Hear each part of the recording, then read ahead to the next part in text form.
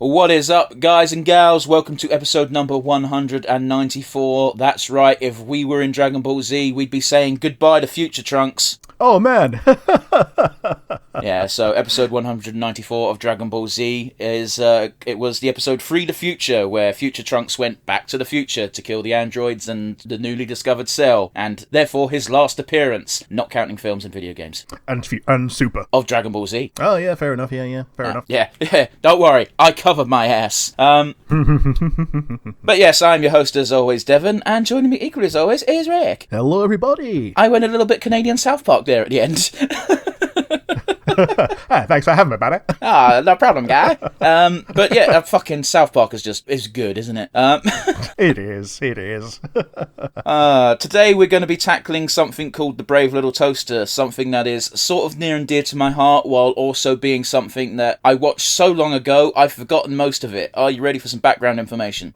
Yeah, let's go. Alrighty, so originally released on the 10th of July in 1987, this movie is in distribution hell. Disney kind of technically owns the rights to it, but not enough to actually distribute. So much so that when I looked for information on how to actually obtain a legal copy of this, the only one in circulation is essentially rips from a VHS from 2003. Man, that's, a 20-plus year old VHS, which wasn't even new at the time. Yeah, correct. Weirdly enough, though, on Disney Plus over in the States, the two sequels were available, but not for long. Yes. Yes.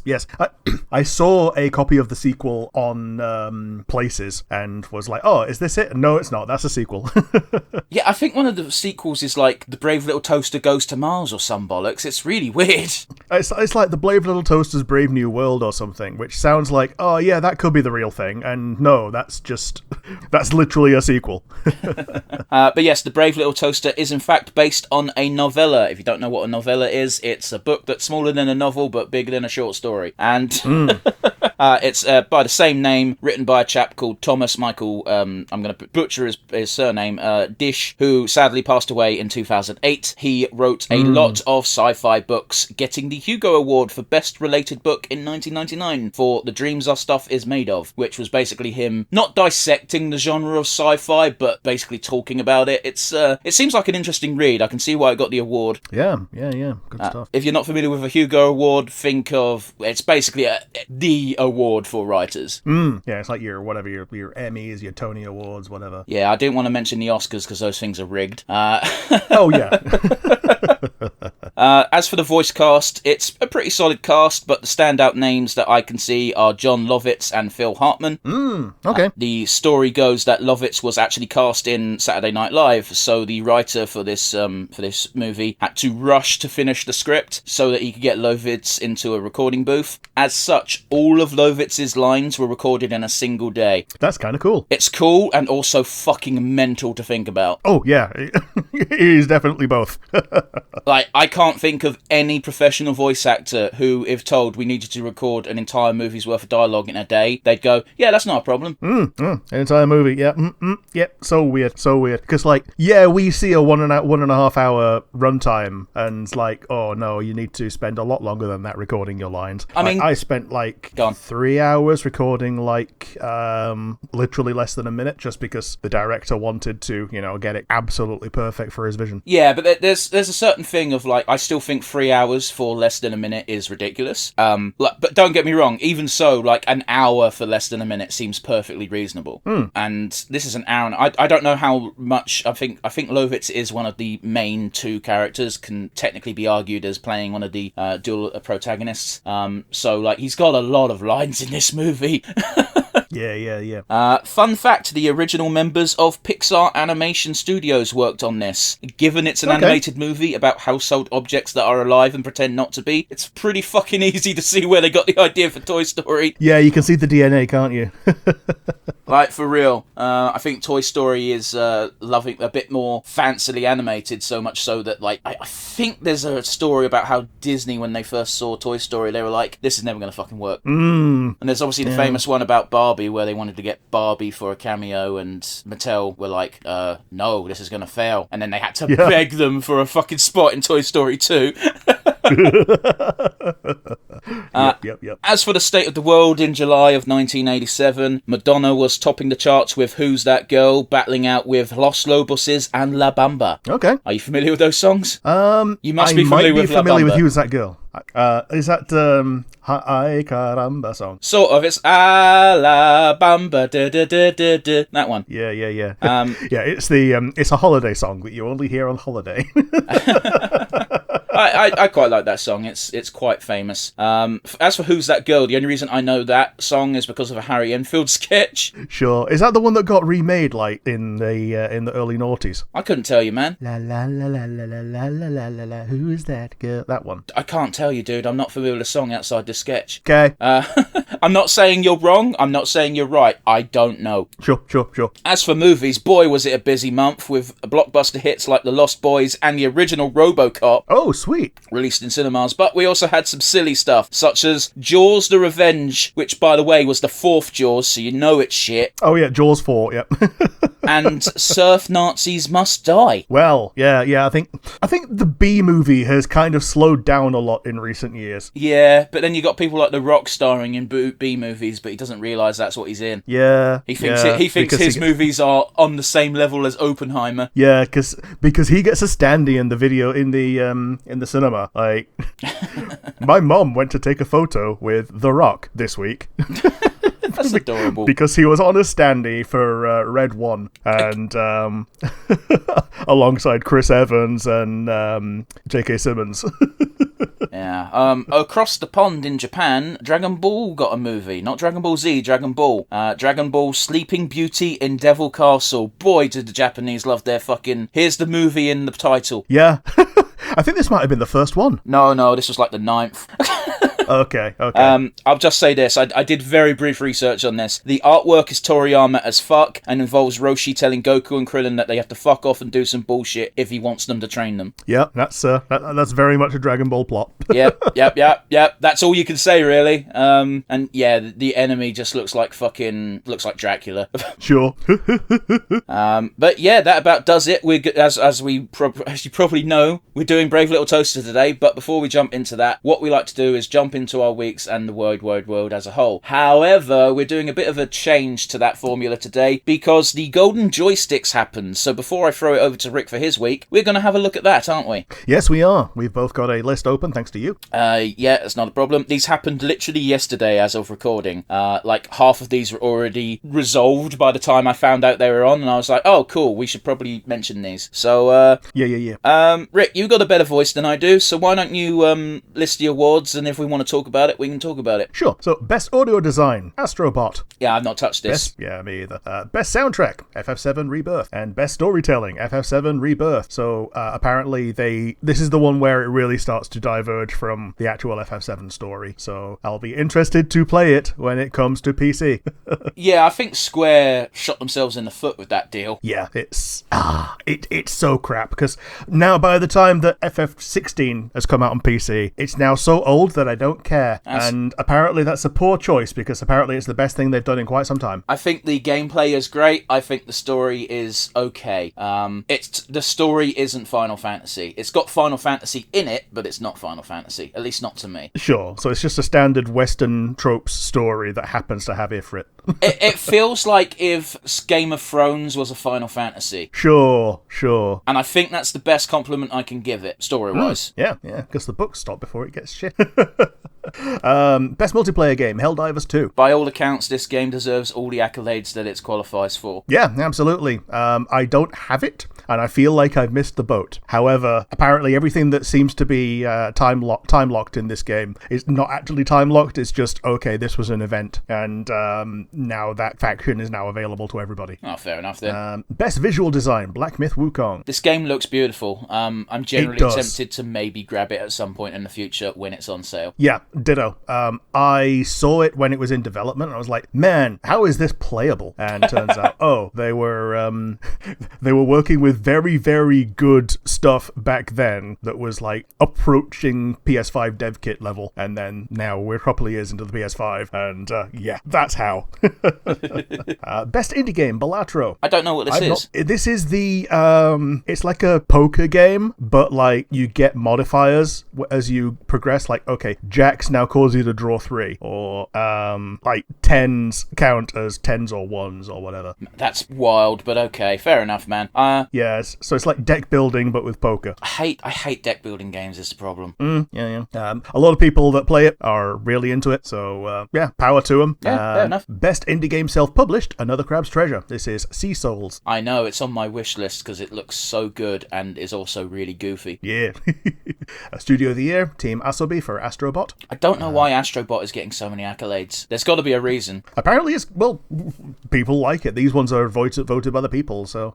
Best lead performer, Cody Christian for Cloud in FF7 Rebirth. Might as well do supporting at the same time. Yeah, and best supporting performer, Brianna White for Aerith in Final Fantasy VII Rebirth. I don't doubt that both of them did a perfectly fine job. I know that Brianna White was like a massive fan of Final Fantasy, and like Aerith is her favourite character before she got cast, so well, good on for her. For being able to get it. Yep. Breakthrough Award, Critics' Choice is Balatro. That's fair.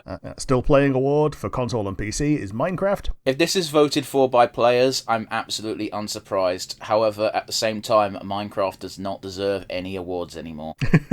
I'm not wrong. Yeah. Like, Pirate Software even brought up that they're so lazy with the updates. Like, the things that they vote on to add to the game, you could add in an afternoon, and yet they're just holding everything back to drum up buzz. The Still Playing Award for mobile is Honkai Star Rail. This game is ass. I don't like it. I mean, I was into Genshin for a while, but I didn't like it. I think I was swallowed up by the hype for Genshin. But Honkai, I was looking forward to Honkai when it was getting going to be able to be played on PlayStation. I played the first bit and I'm like, oh, it's a shit Persona.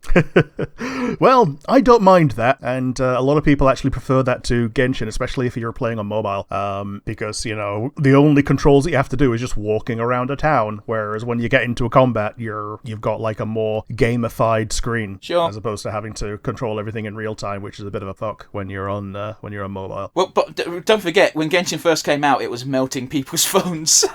Oh, yeah. Like, Genshin worked on my phone when I first got it. It now would not work on that phone. Yeah, the phone was like 60 degrees. Yeah. The only reason why I'm not poo-pooing this getting the mobile award is I don't play mobile games. I don't actually know what the alternative is. Yeah, it's probably frickin' Pokemon Go. PC Game of the Year, Satisfactory. Yeah, you and I saw this and we both had the same thought, and it's like, that game's been out for like 700 years, hasn't it? Yeah, like, I thought these were meant to be for most things that were new, but apparently, yeah, this one gets a look in. Console Game of the Year, Helldivers 2. I think maybe... it was a problem when it became a console game. When Sony decided they wanted to clamp down on it. Just leaping back to the PC Game of the Year, I think the problem is there are so few games that are exclusively PC nowadays. Oh, yeah. But then again, they've got Helldivers 2 as the console Game of the Year, and that's not console exclusive. No. As much as Sony wanted it to be. They tried very hard to fucking kill that game. Yeah. Well, to their credit, they are, the ones who helped publish it. I don't care. That doesn't give them the right to do what they did. Yeah. Most wanted game, GTA 6. I can understand the people desiring this, especially seeing as Rockstar has milked GTA 5. They never have to make another game again if they don't want to. No, they can just keep re-releasing GTA 5. It's now spanned 3 console generations. Well, they don't even need to re-release it. It's just the online is just permanent. That's what they're making their money off of, and and everybody knows it. So much so that Red Dead 2's multiplayer died a gruesome, easy death because no one was paying as much for it. So they're like, fuck it, all the resources go back to GTA Online. Yep. Critics' Choice, Helldivers 2. Fine, fair. Yep. Best game expansion, Elden Ring, Shadow of the Erdtree. I totally agree with this. I think there should be a new category in the other, more popular game awards, because we're going to talk about that in a moment. Yeah, exactly, because this has been added to the Game of the Year category, and this is the first time that DLCs have been added. Maybe just so that it can win, but we'll see. Best gaming hardware, the Steam Deck OLED. Yeah, this is fair. I mean, it's really the only thing that's come out that's worth a damn this year, hardware-wise. Yeah, pretty much. Because the other thing is what? The PS5 Pro? No, nobody's buying that. Certainly no one wants it to win an award. Scalpers. Yeah, the only people buying it are scalpers. Best early access game, Lethal Company. I haven't touched this, I can't say. Me either. Best game trailer, Helldivers 2. I will say, I think they're wrong, because it's Hades 2 that should be there. Oh, the early access game, yeah. Best game trailer, Helldivers 2, fine. I don't really pay much attention to trailers. Yeah, I try to avoid trailers as much as I can, having shot myself in the foot already by telling people that I looked at the Black Myth Wukong pre-release material. Best game adaptation, Fallout. We both love this. Yeah, it was great. It was awesome. I can't think of many other adaptations that came out this year that, even in general, that were good. Yeah, because, like, they brought out the Yakuza series, and apparently that's just, like, soulless. It's one of those ones where, like, the moment where I was like, fine, I will live and let live with it, but I'm not going to watch it, is they've been saying since the beginning, to give them credit, that it's going to be familiar characters done a different way, which means anyone who went into that series expecting it to be the games but brought onto screen was a fucking idiot. Yeah. You're not going to have people, and you're not going to have suds, man. Okay. By the way, we skipped over Streamer's Choice, which was chained together. I'm not familiar with this, but fair enough. Oh, yes. I don't know about this either. And Ultimate Game of the Year, Black Myth Wukong, and they called it Ultimate Game of the Year to separate it from the Game of the Year awards from the Game of the Year awards. Yeah, I'm also pretty confident that's why they called it that. It's basically this is the best game this year. This is what you voted for. And to be honest with you, I can see why. Like, my only issues with Black Myth Wukong is the fact that the studio that made it are very greasy. Yes. You've got a lot of the worst people in the world singing their praises because they have been doing things that agree with the worst people in the world. Yeah. Apart from that, though, the game actually looks pretty solid and pretty fun. Yeah, absolutely. And there's a mechanic during a boss fight that I've been spoiled on, but I don't care because it's so cool and so fun. I won't spoil it for people, but it's funny and it's great. Yeah. So, good stuff all around. So over to the Game Awards that are upcoming. We're not going to go through every category like we normally do. We just want to touch on a few things. So first things first, let's do the Game of the Year nominations. Rick, over to you. I didn't have that. Whoops, I forgot. I didn't send you this link. I only sent you the other one. Shit, fuck. Okay, so Game of the Year nominations. We've got Astro Bot, Balatro, Black Myth Wukong, Elden Ring, Shadow of the Erdtree, Final Fantasy VII Rebirth, and Metaphor ReFantasia. Yeah, I've been loving Metaphor. I've not played very far, but I've been enjoying it so far. So there are a few... that's interesting, actually, because they've knocked one off. Have they knocked one off? Yeah, they have knocked one off, because I saw Like a Dragon was actually in the runnings for Game of the Year, because everyone in the Yakuza fandom's taking the piss, going, we ain't winning that shit. Oh well, doesn't matter. This is what Polygon has said on the nominations, so I'm just going to go with what they're saying. Elden Ring, Shadow of the Erdtree. I'm of the opinion that if an expansion is big enough to be compared to an actual full game release, I think it should be allowed to qualify for Game of the Year. However, I also think, because a mutual friend of ours mentioned this, and I went, yeah, that would be a good idea, but they're not going to fucking do it, and that is, they should just have a category for expansions. Yeah. But then that would really skew it in favour of the ones that are big enough to be a game. Yeah, but guess what? That might actually motivate the fucking companies industry to pull their boots up. Yeah, for real. It is what it is. The other thing I want to touch upon is there's a broader range of categories for the actual proper Game Awards. Sorry to call it that, but that's how I see it. The best score and music, they've got Astrobot, FF7 Rebirth, Metaphor ReFantasio, Silent Hill 2, and Stellar Blade. Silent Hill 2 shouldn't count, that's a fucking remake. But the amount of remakes we get nowadays, they should have a category just for those as well. Yeah, totally. Anyway, I digress. The only reason we're bringing it up is because Velgard hasn't been nominated in any of these. Completely snubbed, even though it's been, released towards the end of the year. That's never stopped people before. I don't think it's been snubbed. I think they're trying to avoid it because too many people are... Well, I guess that is snubbing it, but... Here's the thing, is I don't think Dragon Age Velgard would win in any of these categories. Maybe gameplay. But like art direction, I think they picked a wrong art direction for it. Narrative, it's got a story. There's a lot about the story I don't like. There's a lot about the story I do like. It's a real mixed bag, which means it shouldn't win. Best performance, I don't think anyone's voice acting in that was too standout for me. Sure. The other reason we bring it out for best score and music is because during the pre-release they were like, yeah, we spent a lot of money. We got Hans Zimmer to do some of the soundtrack work, and they don't even get a look in for sound and soundtrack. Yeah, it feels rather like a fuck you in particular. I I don't know how the nominees are decided for this. I assume it's industry people and not put to a vote, because I think voting it decides the actual award winners, doesn't it? It's one of those where if people were nominating, then I could see it getting snubbed. With the industry snubbing it, I'm very surprised. Yeah. Anyway, it is what it is. So yeah, that was our brief look at the Game Awards and the Golden Joysticks that just occurred, because hey, it's award season. We're gonna look at that shit, and hell, we'll bring it up in the first week, third or fourth week of December when the awards actually get given out. So yeah, that means Rick, how's your week been, buddy? Well, it's a little bit of a segue from the Game Awards. I'm gonna flip it on our head and do some worldwide news for a change. Steam has decided that from now on, if you are putting up a season pass, you need to tell people what is in the season pass along with release dates. And if any of these are breached, there is now going to be a partial refund available. I'm genuinely shocked that wasn't already a thing. Not the refund part, but like they should have dates that say this is the date we're aiming for. Yeah, and even the content, like a lot of them are just like, oh yeah, we got stuff coming up. Because like if I knew certain season passes were literally just one actual expansion and then a bunch of costumes, then I probably would have not just skipped it, but like tried to get the thing that's just the expansion on its own. This is not an option for Nintendo stuff. Yeah, I was going to say, I'm just, as everything you said, I'm like, oh, okay, so Japanese games. Yeah. No offense to Japanese studios, but they are real fucks for this. Yeah, frickin' Fire Emblem Three Houses had a season pass, and all of it was fluff until you got to the actual expansion at the very end. Yep. Ooh, it boils my bollocks. Ooh. Meanwhile, the season pass for the next game they released, I've forgotten what it's called. Fuck, what's it called? Yeah, one with Valier. I don't know. Oh, I've forgotten. The one after Three Houses. Fuck. Emblems. The one with the emblem rings. Fucking that one. I guess Fire Emblem. No, that's not right. No, one with the emblem rings.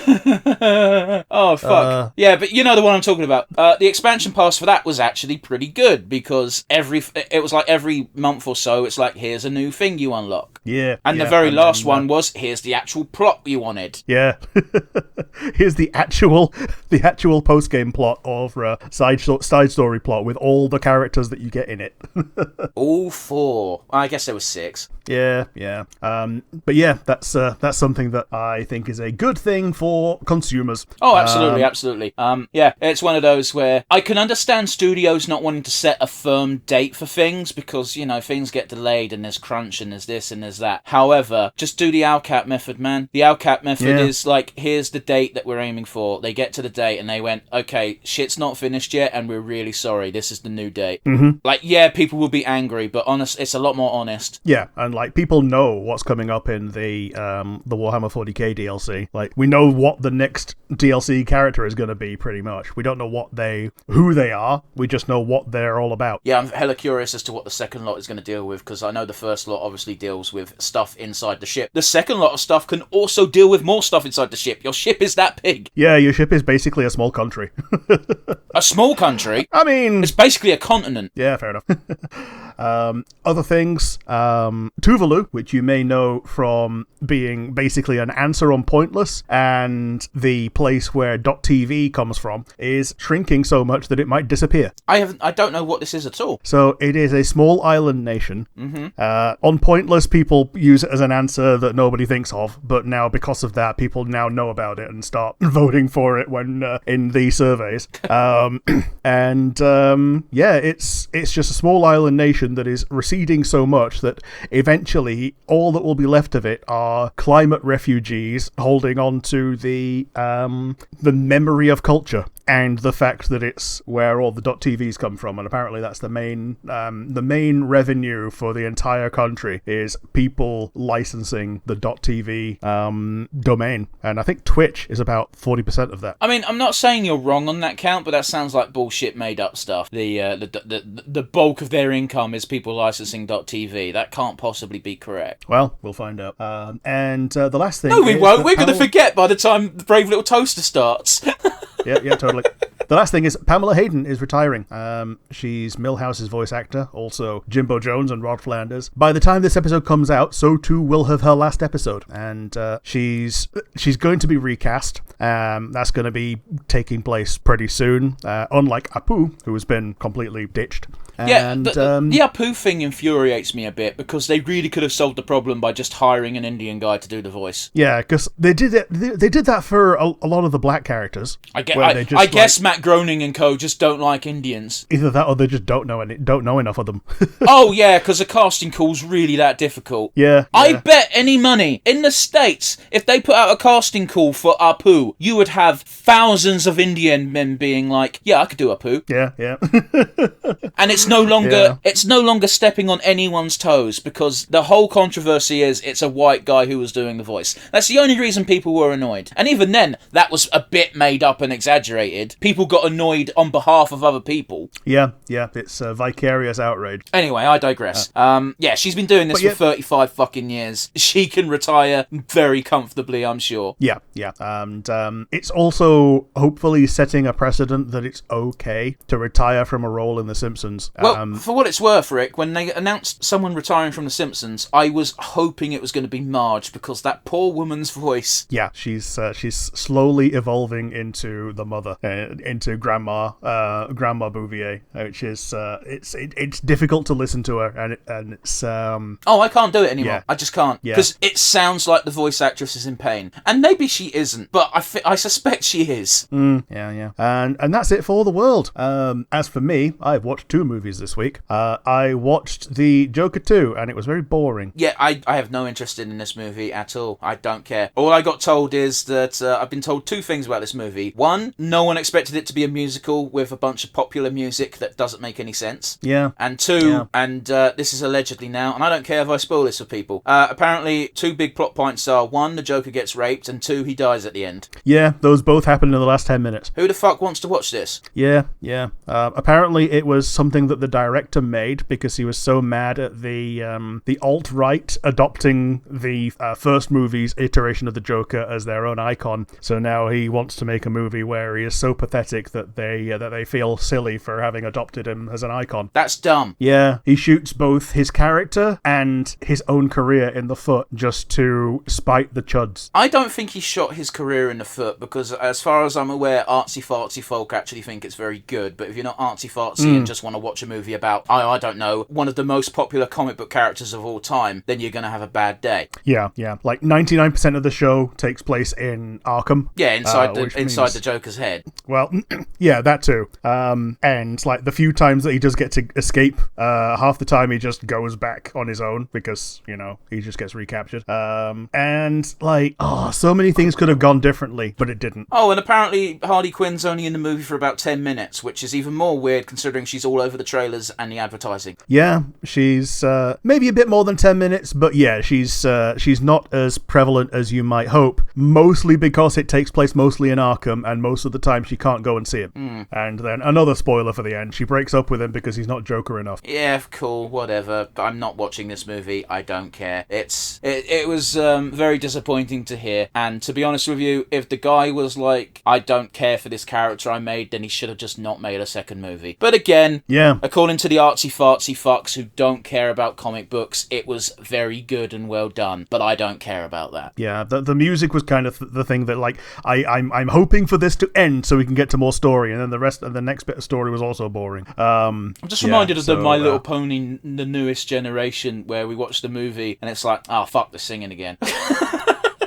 Apart from the My Little Pyongyang segment, that was quite a bop. And the other movie I saw was Gladiator 2. And I was not expecting this to be so good. Not that I wasn't expecting it to be good, just that the hype that I had for Gladiator calmed down about 20 years ago. Well, it's one of those where, 1, I've not seen the original Gladiator. 2, Ridley Scott doesn't... Is it Ridley Scott? Yeah, I think so, yeah. Yeah, doesn't tend to do sequels this long after the original. Yeah. The trailers make this movie look gorgeous. Oh, yes. It's fantastic. And certain characters have really interesting arcs in that the character doesn't change, just the framing of the character does as the movie and your perspective progresses. Wow. I'm looking forward to this movie. It's certainly something I'm going to see, perhaps between now and next podcast, but maybe maybe not. Who knows?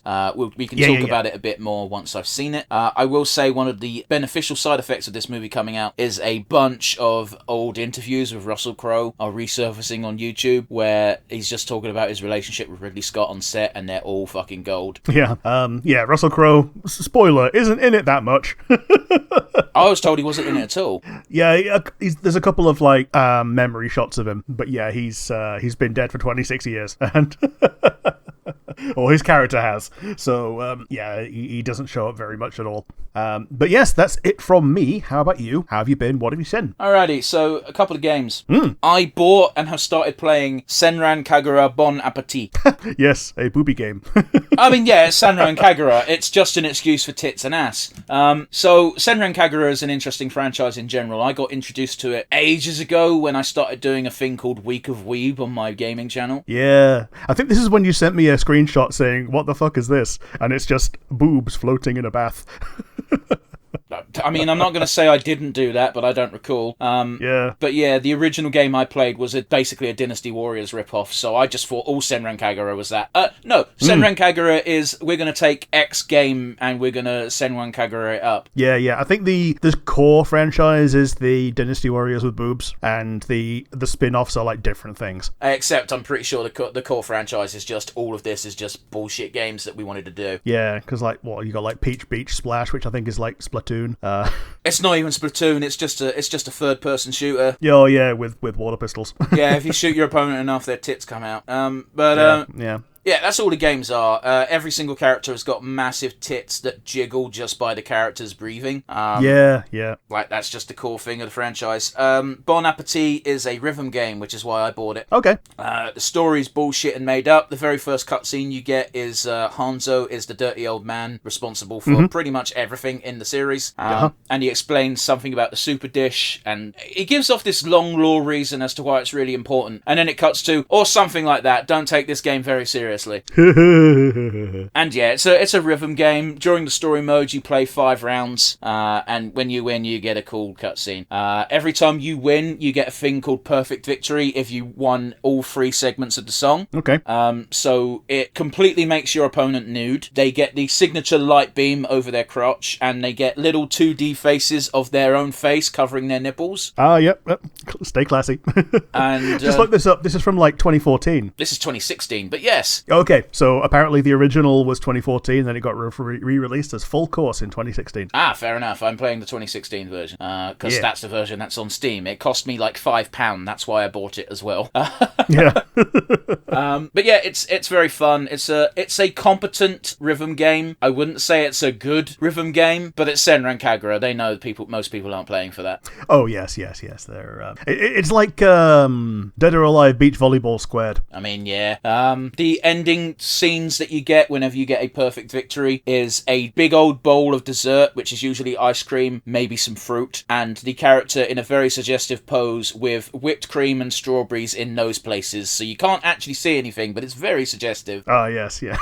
And the character in question shags the pudding. And the character in question has big old blushing, and they say something like, pervert, etchy, and it's like, yeah. Yeah, she ate so much ice cream she came. Like, they don't come. There's actually an implication that Hanzo is the reason why it happens. He's just got instant sexifying jitsu or some bollocks. But yeah, the game's fun. Fun enough. I only ever play like one story mode, and then I go, cool, that's enough of that for today, because 5 songs does my nut in. Yep. So yeah, that's a game I've played. Another game I've played is I picked up this month's Humble Choice. Okay. Because it had a game on it that's been on my wish list for ages. That is Cassette Beasts. Yes. Apparently this is... I have an article open on this that I saved because I'm like, okay, let's remember this. And it's just, Cassette Beasts is more than just a Pokemon clone. Okay, here's the thing, is I had no idea it was a Pokemon clone. I thought it was a rhythm game because it's called Cassette Beasts. It is not. It's a Pokemon clone. Except it's not. You know, it's got creature capture mechanics, and the fights are reminiscent of Pokemon, but it's very clearly its own distinct thing as well. So, no lawsuit from Pokemon on this one, because you catch things via recording them on cassette tape. tapes. Yeah. And you don't actually capture the creature, you transform into the creatures. So if anything, it's more reminiscent of Digimon.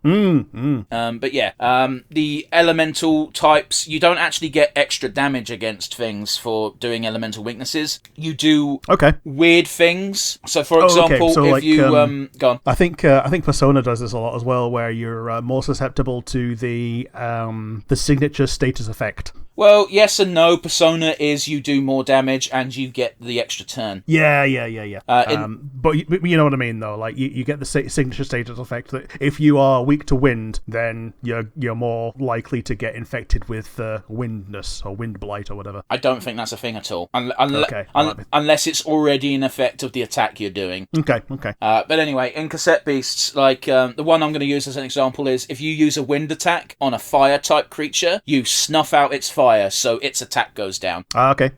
If you burn a plastic type creature, you turn its type into poison, and poison is weak to fire. Okay. So like they interact in these interesting ways rather than just you do double damage or you do half damage. Like there's beneficial effects as well. If you hit a wind creature with fire, you create a shield for 2 turns on that creature, which means it doesn't take damage for 2 turns, which is really bad for you. Yeah. Okay. Yeah, I like that. Yeah, it's a very cool, neat little way of doing it, which isn't just... I'm not going to say doing double and half damage is a cop-out, but, it's more involved than not at all. And it also means I fuck up a lot, because I'm like, is this good or bad? I forget.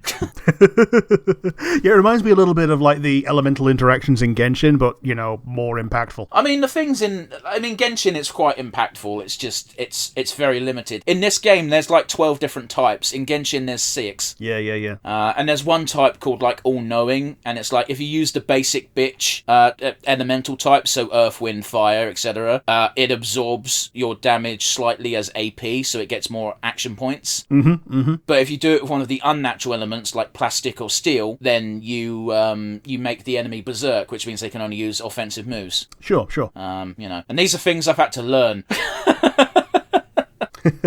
Sweet. The art style is incredibly charming. Every single character's proper image is very endearing and very cutely drawn. One of the first quests I did was I helped a guy called Eugene track down some vampires. At least they were implying it was vampires. They were actually real estate agents. Sure.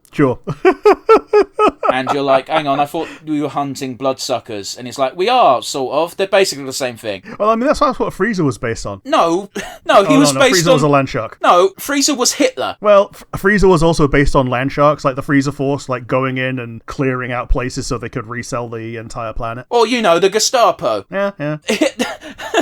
Fucking Frieza was way worse than a land shark. He was a dictator who would happily exterminate entire races. Oh, yeah, that as well, but, like, that apparently as the well, original that's concept... worse! Oh, yeah, exactly. It's definitely worse, but the original concept was a land shark. Original concept, my foot. That's not what we got. We got a fucking space dictator. Yeah, we did. Fucking talk... An iconic space dictator. I guess, even though Little Karibo is way more iconic than whoever originally voiced him at this point. I guess so, yeah.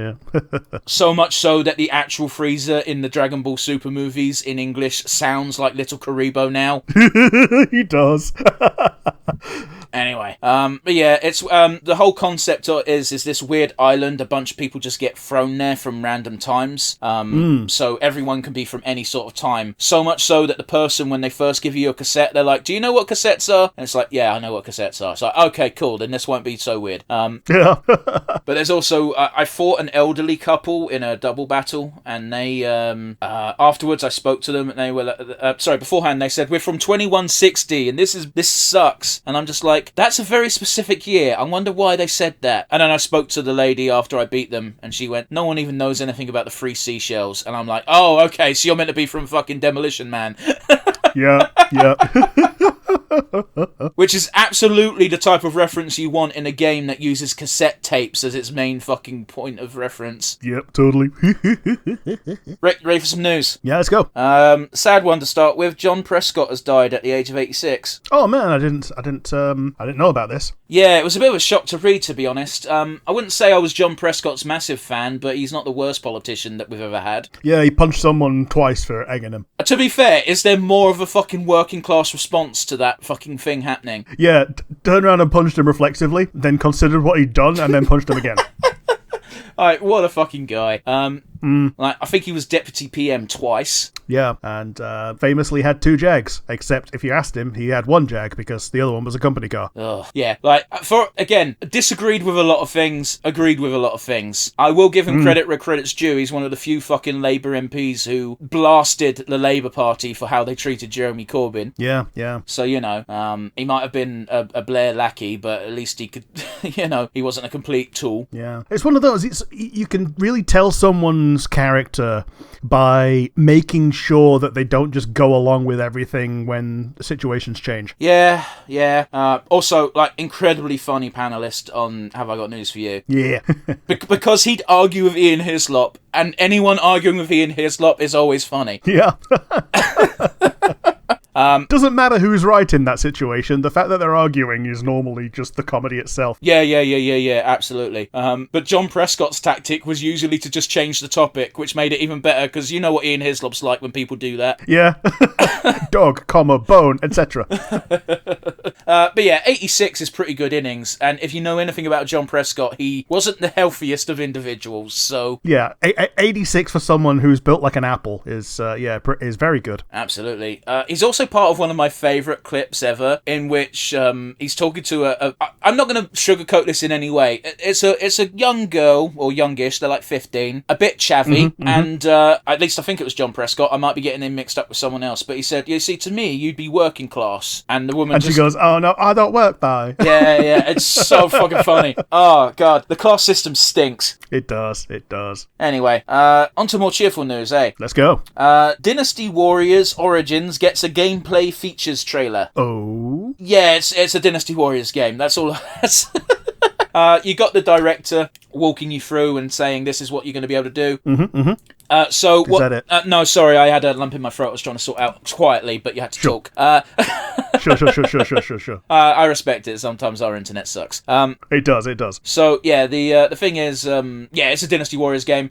They mention how yes, you can coordinate with other officers to make strategies work and make the game easier, or you can strike out for true 1 versus 1,000 gameplay, but you will get murked. Yeah. Nice. What it appears to be is it looks like there will be a choice system for your OC warrior, in that you'll be able to choose what sides you pick and basically dictate how the story will unfold, and that's how they're gonna treat certain factions splitting. Because you can't fight for Liu Bei in Chengdu and also fight for Cao Cao in Hanzhong. People who know what those words mean will put more put more emphasis in what I just said. Trust me. But yeah, that's about all we got really. So I'm actually looking forward to this game more now, because it does look pretty good for a Dynasty Warriors. Yeah. Next up, The Bad Guys 2 also got a trailer this week. Oh, sweet. So the trailer doesn't show a lot. It reiterates that the bad guys have gone good, and it shows a new group of bad guys that are made up of women. And my God, the leader of this new bad guys group is so attractive. I'm not a furry, but... Yep. Well, looking forward to this. Like, I saw the original on a plane, and it was good. Yeah, if you recall, I saw the original, while we were doing the podcast, we had a segment on it. Yeah. And yeah, it does actually look quite fun. Apparently it's coming out in summer of next year. But yeah, I don't want to spoil the trailer for you, but the trailer makes it look, 1, very funny, and 2, my God, the furry bait. In other news, there's a Popeye movie. Why did I write it like that? Move I. There's a Popeye movie in the works. Popeye has come into the public domain, so yes, you know what that means. It means that there's a gritty remake that makes Popeye into a slasher villain, because no one knows how to write anything nowadays. Oh, Jesus. They did this with fucking Winnie the Pooh. They did. In fact, the article I read about this said this is not part of the Winnie the Pooh universe, and I'm like, what the fuck even am I reading right now? What is this statement? Yeah. Oh, jeez. But yeah, the synopsis for this, and I shit you not, it's just Friday the 13th, but instead of Jason, it's Popeye. They also missed the opportunity to call it the Pooniverse. I mean, you can make that joke if you like, Rick. Go for it. Yes, the Winnie the Pooniverse. Cool, awesome. Are you proud of yourself? Yes, totally. Okay, cool. So... The reason why I bring this up, the similarities to Friday the 13th, is it's Popeye the Sailor Man. It's very weird that why has he got beef with people trying to make a summer camp? Yeah, I don't know. It's because So weird. whoever fucking wrote this couldn't be asked to write anything. They looked at the script for Friday the 13th and went, cool, Control Popeye. F, Jason, replace with Popeye.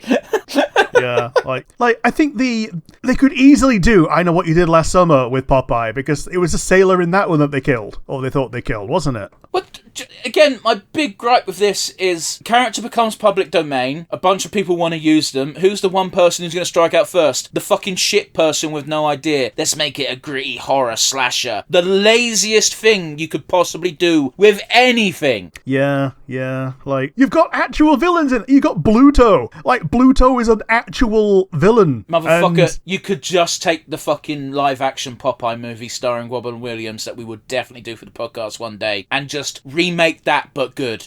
Yeah. There's so much you can do with this shit. But no, we're gonna do Friday the 13th, but Popeye. Fucking lazy.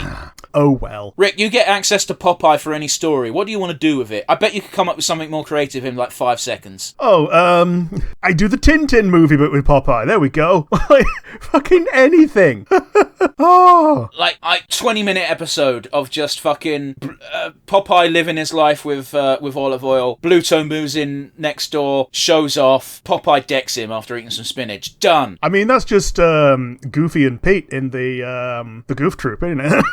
Well, not really, because Goofy's not after Peg. Yeah, fair enough. Or vice versa, I think I it's more a case of like Pete just wants to show Goofy up. Yeah, but Bluto's a cunt. Yeah, he is. There's no way of sugarcoating that. No, Bluto is a malicious individual who wants to ruin Popeye's life. Why is Bluto not the fucking slasher and Popeye has to beat him up? I know, right? Oh god, that would be so much better! Yeah. Like, why does Popeye have to be the villain when he's, like, one of the most wholesome guys who, he's a bit of a, he's sometimes a bit of a tryhard, but mostly only because that's all he can stand, and he can't stand no more. That was incredibly adorable, Rick, and that's exactly how he'd approach the situation. The only thing I can think of is perhaps Popeye is the only one in public domain, and they'd have to wait another year or two for Bluto and olive oil. Oh boy, man, if that's the actual reason, then that's actually funny. But also, just wait. No, someone else might do the idea first. Okay, they'll do it shit. Yeah, let them be the one that does the shit one, and then you can do the good one. Oh, fuck. Rick, what are we doing today? Yeah, we're doing the Brave Little Toaster. If you'd like to join along with us at home, it's 3, 2, 1, and go. And for the first 30 seconds, nothing happens. Because it's like opening credits. Yeah, Kushner Lock production and whatnot. Again, we're watching the VHS rip from 2003. Because that's the only way to watch this shit in 2024. Yeah, and by that point, I'd had DVDs for like 5 years. Yeah. So we're going to try and not rag on the quality of the film, because again, I want to repeat myself, it's a VHS rip from 2003. Yeah, this is true. So yeah. I'm also going to apologise to my co-host right now for rushing him through that last little bit. I didn't realise he was still talking when I said, "What are we doing?" Yeah, no worries. It was just a case of, I was making more gags about Popeye. you were right to stop me. He was right to do it. Yeah, mother took away my car keys. She was right to do it. God damn. Like, I know Seymour Skinner is such a pathetic sack by nowadays, but fuck, some of the jokes were really funny. Mm-hmm. Would you fuck Edna? Edna, yes. Do you not want to find out why she's called Miss Hoover? Well, Miss Hoover's the other one. No, I'm just saying, like, you got a choice, man. Oh, I mean, don't get me wrong, I'd definitely go Edna, because we know she fucks good. Oh, yeah. Like, she was good enough to bag Flanders, who apparently is like a Greek god underneath that pullover. Apparently he's got a massive dick and he knows how to swing it. Yeah. Here we are, the beginning of the Brave Little Toaster, where we talked about Ned Flanders' knob. Well, to be fair, we've had 2 minutes of just establishing shot. Yeah, okay, we finally got our first human character in the form of a photograph. Yeah, but I'm pretty sure that's the main character when he was a child, isn't it? Yeah. I'm assuming so. I think that's the thing, yeah, like, the house has been abandoned for quite some time, hasn't it? Maybe? Dude, it's been a long time since I watched this. And this is your love it, Sky. Yep.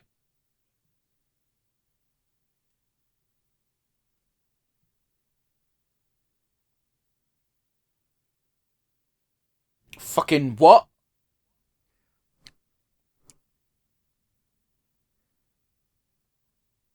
What is he? Okay, so is the lamp is actually having a beef with the...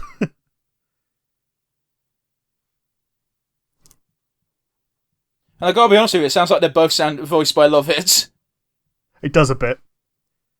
Yeah, it's like, this is like Electric Lumiere.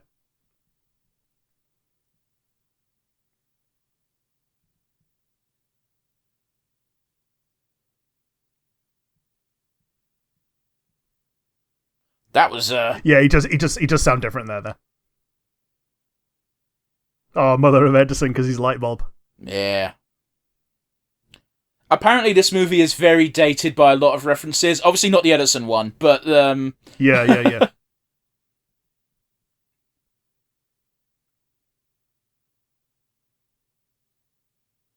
Okay, Rick, you just come home into this scene. What's your reaction? My reaction is, oh my god, I've masturbated in this room. My reaction is, okay, I need to kill all machines because they're obviously Decepticons.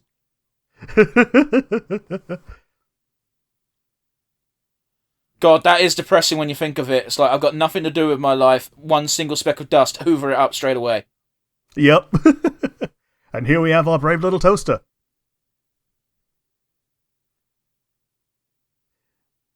Oh, he has no bread. So, Brave Little Toaster is voiced by a woman. Okay. Apparently, the gender of the Brave Little Toaster is very much in question, in the sense that it was a boy in the original book, and for all intents and purposes, it's a boy. However, the writer has said that he pictures the Brave Little Toaster as a girl, and the actress herself has also said that she was unaware she was voicing a boy for this. Okay. So, it's one of those where, okay, one, fair enough, and two, it's a fucking inanimate object. Who cares? Yeah, it's a toaster. It don't have... Okay, it does have slots, but, you know... if that's your only... I'm just reminded of that thing of, like, if it excites you and makes you a little bit scared, you should do it. Okay, time to fuck my blender. Yeah. No, wait! Don't fuck your toaster. No. Paige, no. Here comes the no-nonsense... Oh no, you killed him. Lint roller.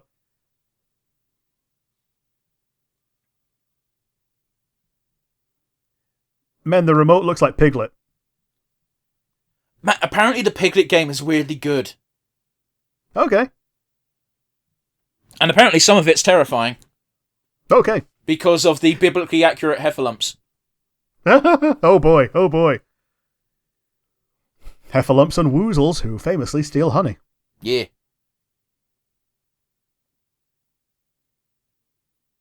If that's not a black bloke. Hmm.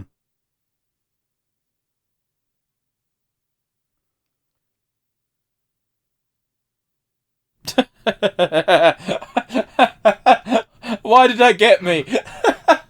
Yeah, just getting bonked, where you're just like, skip ahead.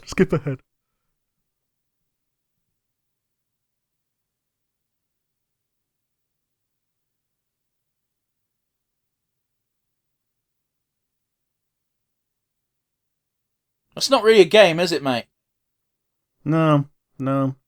It's the kind of game that your parents will try and give you to make you clean the house. What? And you know, this is not a fucking game. Even when you're 5, you know it's not. I'm remembering a joke by Kevin Bridges where he's talking about having a sleepover, and he's like, it's like, what you can clean up with XYZ, whatever, kid. It's like, I got a great game for you, Kevin. why don't you, why doesn't he rush up and you dry up? And he goes, oh, great fucking game, Mrs. Patterson. Yeah.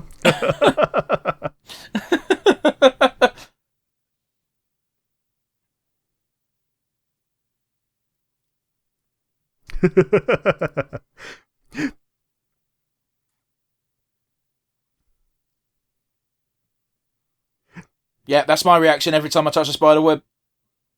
Yeah, just trying to shake it off. How fucking strong is this toaster? I think it's more of his mass.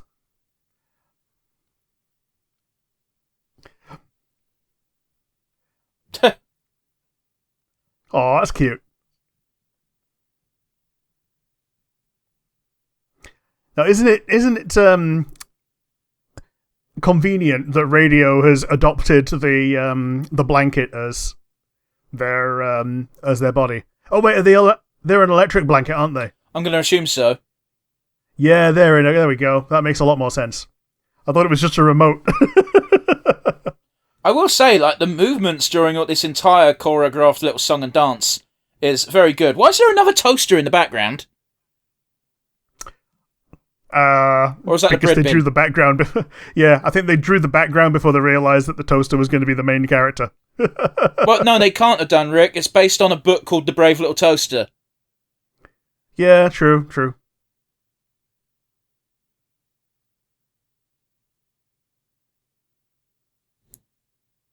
The 1,000-yard stare. Well, I don't remember a lot about this movie, but I do remember the fucking AC committing a horrifically suicidal moment. Oh, man. Do you not remember that? I've never seen it. Oh, shit. Okay, well, spoiler. Sorry.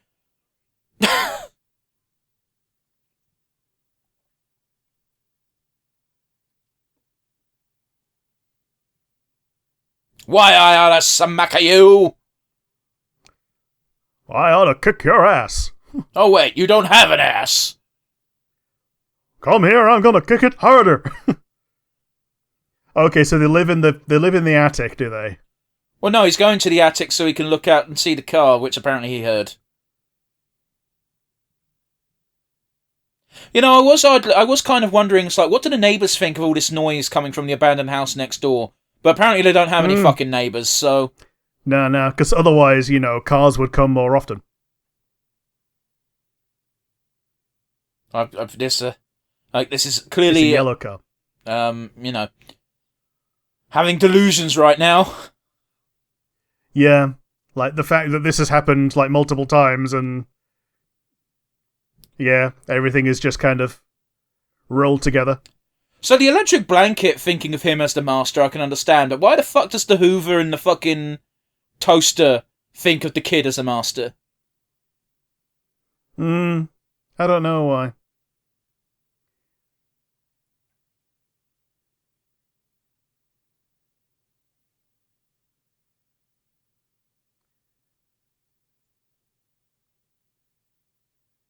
Okay, bye!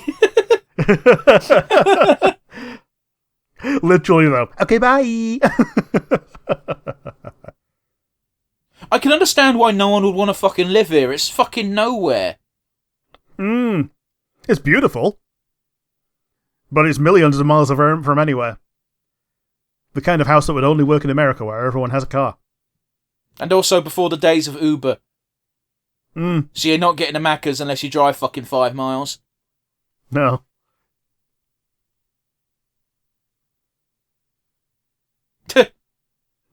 Yeah, you totally can. Yeah.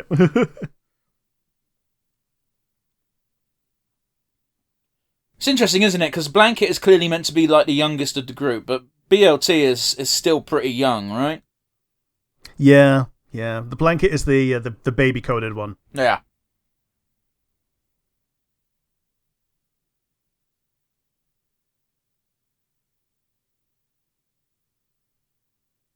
In case it wasn't obvious, they decide to put an exclamation on that point. Yeah. In case you don't know that the blanket is upset.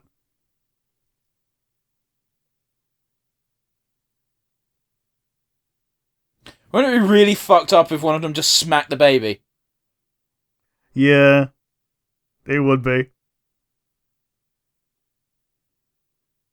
How is the baby beating you?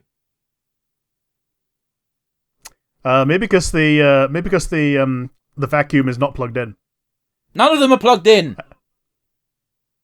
and now that does need to be vacuumed up because otherwise they're all going to get torn. Well, actually, the only one that's going to get torn is the blanket. Yeah, true. Okay, there's a thing people have been doing lately at work that's really bothering me. And that is they're putting broken glass containers in the waste, which is not okay. Nah. Actually, No, it's not okay because you're not supposed to put glass there, which means the person doing the waste can put their hand in and just randomly stab themselves.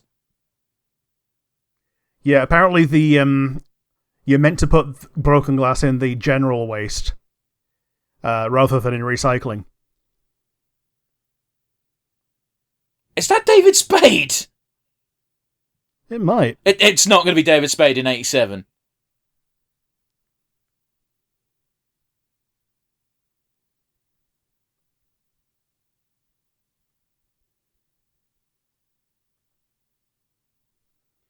Doing a quick Google.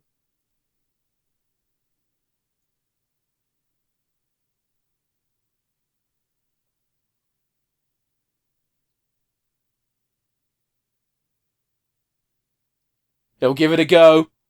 And then once that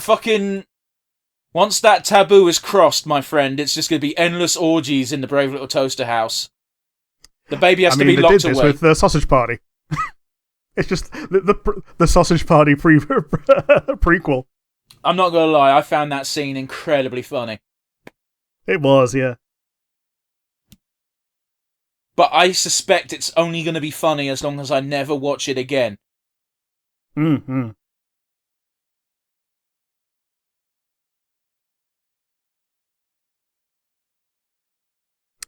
Oh, the air conditioner is Phil Hartman.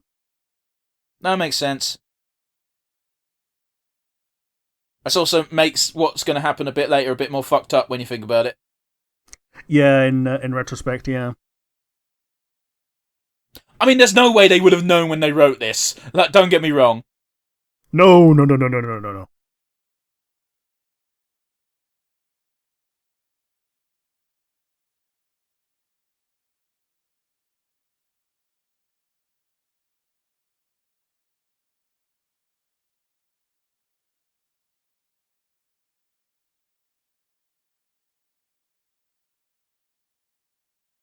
That must be fucking hell, though. It is, yeah.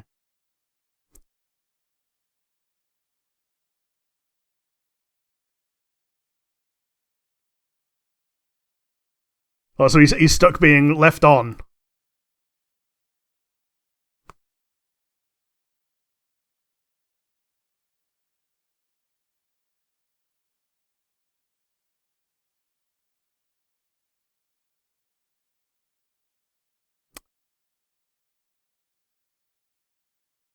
Is he actually fried now? Looks like it. So I wasn't talking during any of that, but yeah, that scarred a lot of children. Jesus Christ, you're being very fucking casual about what just happened, guys. Yeah, I think they've got to be. This is probably not the first ally. Yeah, but this is the first one that they potentially fucking spoke into doing it. Yeah, maybe.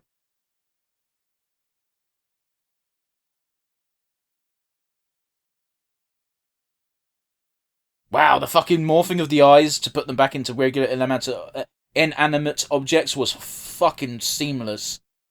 Yeah, very fluid.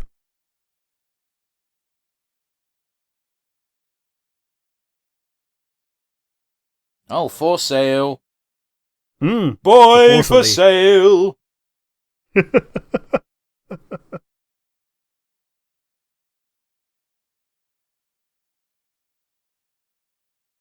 That was a putting cute his flagpole down.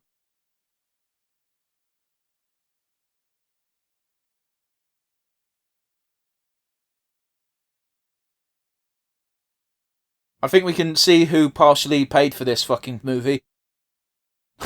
If that's a real brand.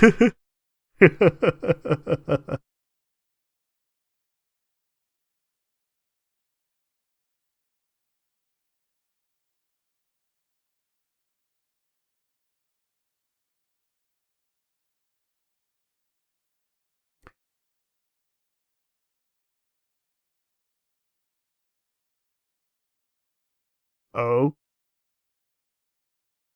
Oh, I just got the brand. I didn't breed the dog. I almost called it a brand of dog. Yeah, not hot dogs, yeah.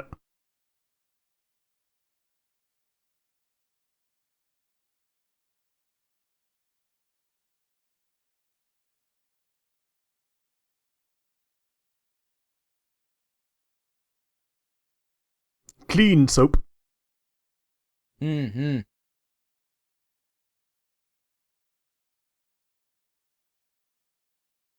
There's a part of me that, as an adult watching this, I'm already like, I hope you fail. Oh, man.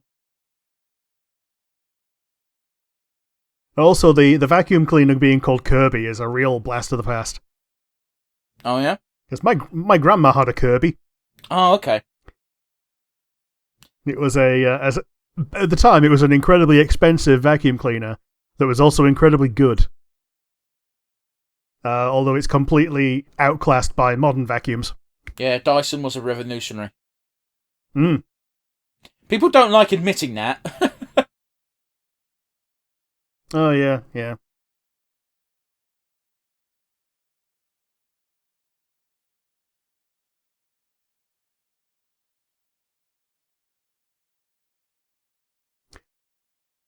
Ask anybody that you can't confirm it with.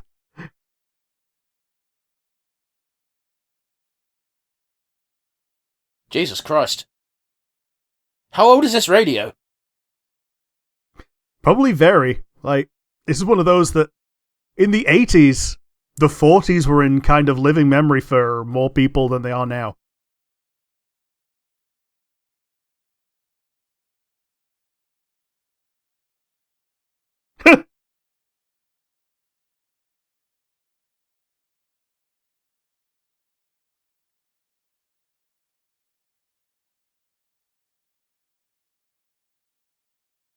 Out of all of these appliances, the Hoover is the most likely one to be kept.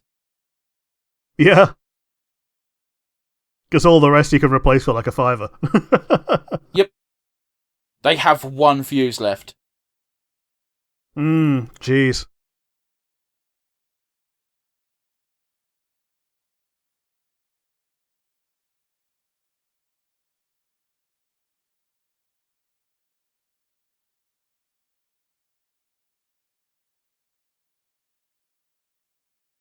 Oh, yeah, lovely. Kirby, we need you to be our pack mule. Mm.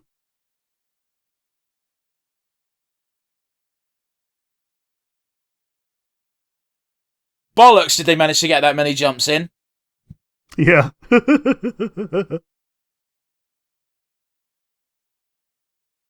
They're using the corpse of one of their fridge? former friends, right?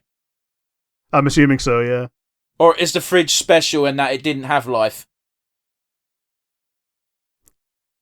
Yeah, yeah.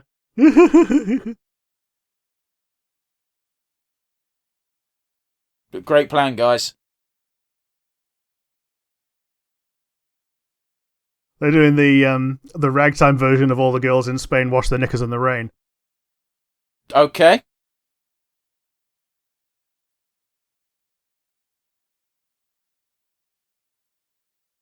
I was wondering, like, because they seem to be putting a lot of emphasis on their power cords.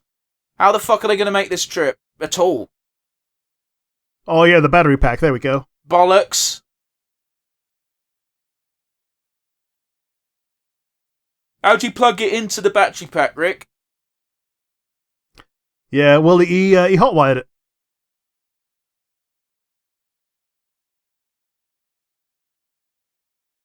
I thought that went out the window.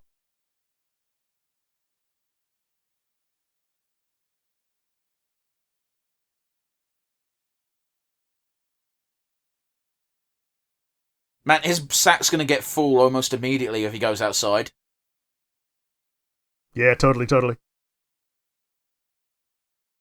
I mean, it looks pretty full as is, which I suppose it would be if they've had no people to fucking change it. Yeah, especially if he's been OCD hunting down every dust mote. He just went on the grass. He's fucked. Yeah. I mean, yeah, it would feel like shag carpet for someone who's never been outside.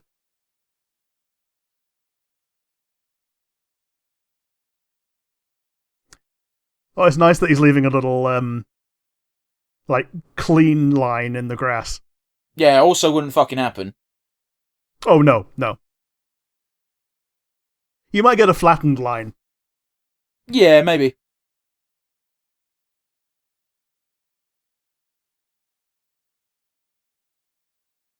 Okay, I understand. So, like, the stronger the signal gets, that means they're going in the right direction. Yeah, I get you. It kind of works.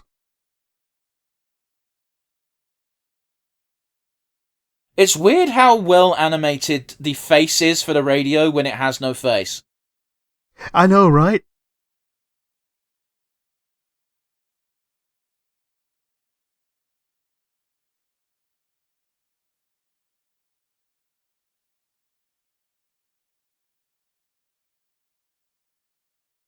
No, you dumb little fucking idiot. You young whatchamacallit, idiot. Oh, Rick, we're fucking 23 minutes in because, again, we're watching this from a VHS rip, which means we're on VLC. And, I'm bored. Oh no, Fuck even worse, we now got the... I didn't realise they were singing in this!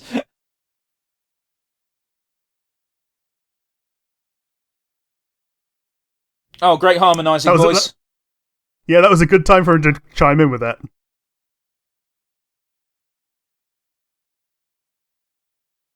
Man, I feel extra bad because I'm the one who suggested this. I'm like, I remember Brave Little Toaster, sort of.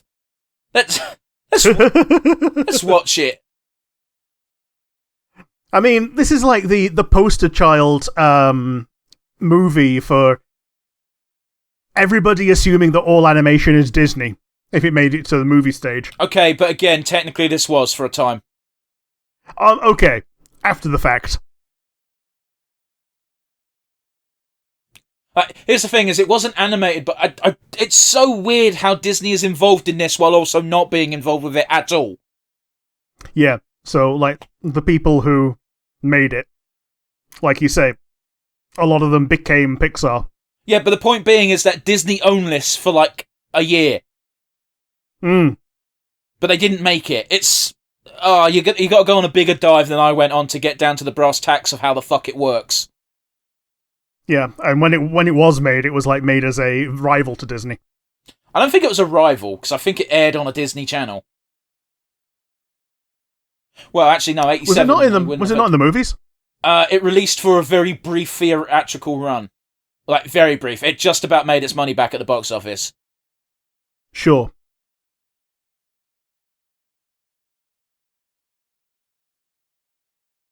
Where is this set?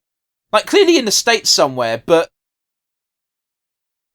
Yeah, it's probably going to be somewhere like one of these massive flyover states.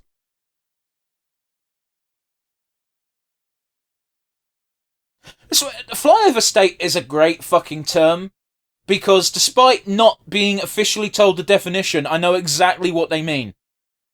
Yeah. Yeah, it's somewhere where nothing happens and all you do is fly over it to get to somewhere better. Unless you live there. Yeah. In which case, you probably vote Republican. No one's visiting Wisconsin. Hey! Maybe you really like cheese. I gotta be honest with you, Rick, I just picked a state out my arse. Like, no one's visiting Utah unless you're a Mormon. Yeah, bang all the Mormon ladies. Yeah, the trouble is you gotta get married to each one. I see no problem here.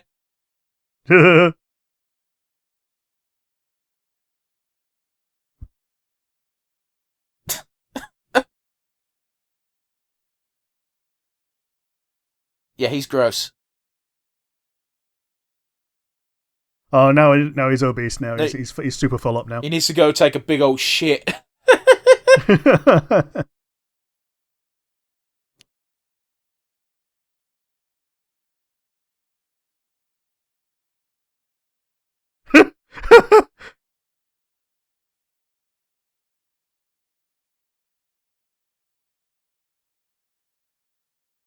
And look at this one frickin' pebble that's definitely going to move. There we are. Yeah, there we go. Yeah. Oh, it's too real.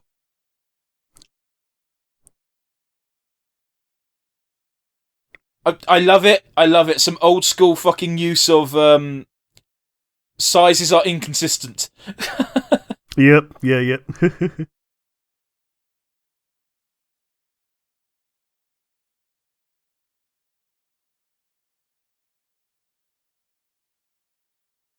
Like, for real, the Hoover's the only one doing fuck all. Yeah. Oh. That clonk as he put his head down was great, though. It was.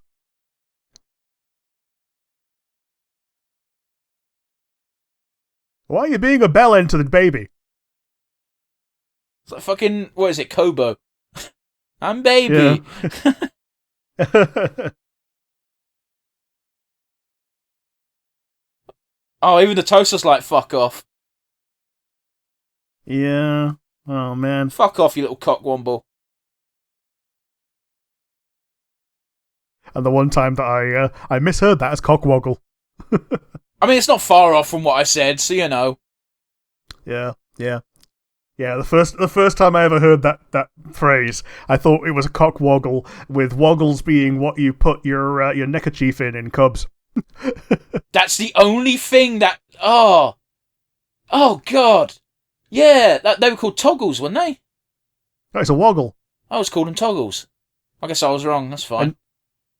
And you got a different coloured one depending on what pack you're in, yeah. From what pack you're in, and also you got a thicker one if you were like a captain. Although... Yeah, you got a leather one. Oh. You got a leather one if you were like a pack leader, yeah. Oh, Cubs was shit.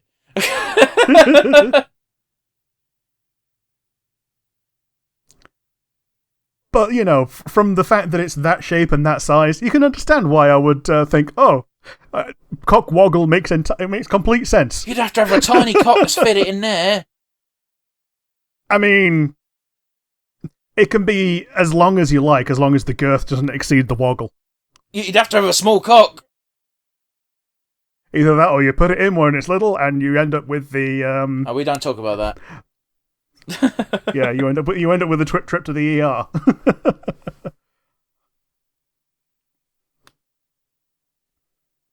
Is that meant to be a frog noise?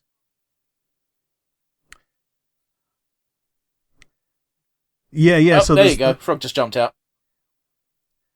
I like the emergent music that's coming out from this. Yeah, it's like going to a fucking Stomp concert. Yeah.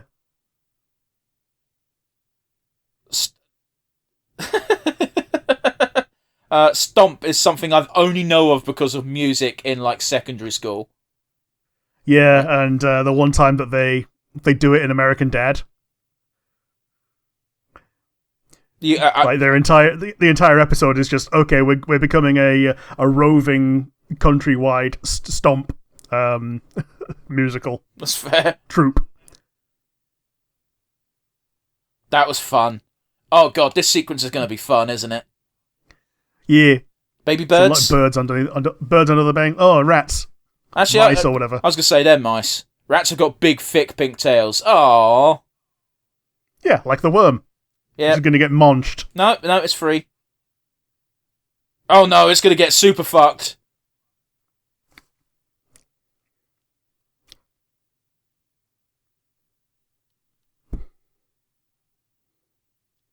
Who's going to win out of the bird, the fish, the worm, and all the frogs? I mean, I think we can safely assume the worm's fucked.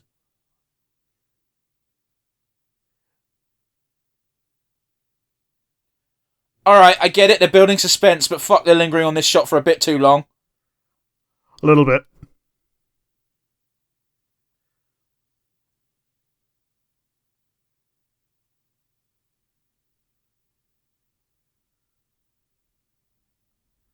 Very cute.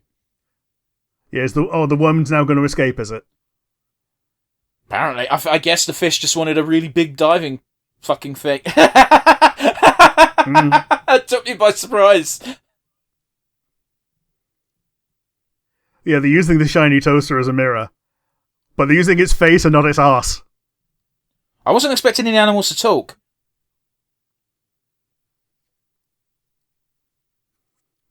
They don't sound very intelligent. Oh, God, no. Uh-oh. Bees. That is a beehive, right? Or am I imagining that? Oh, the flower is also sentient. Oh my God, that was a really cute moment, though. It was, yeah. A flower has no chance to know how beautiful it is.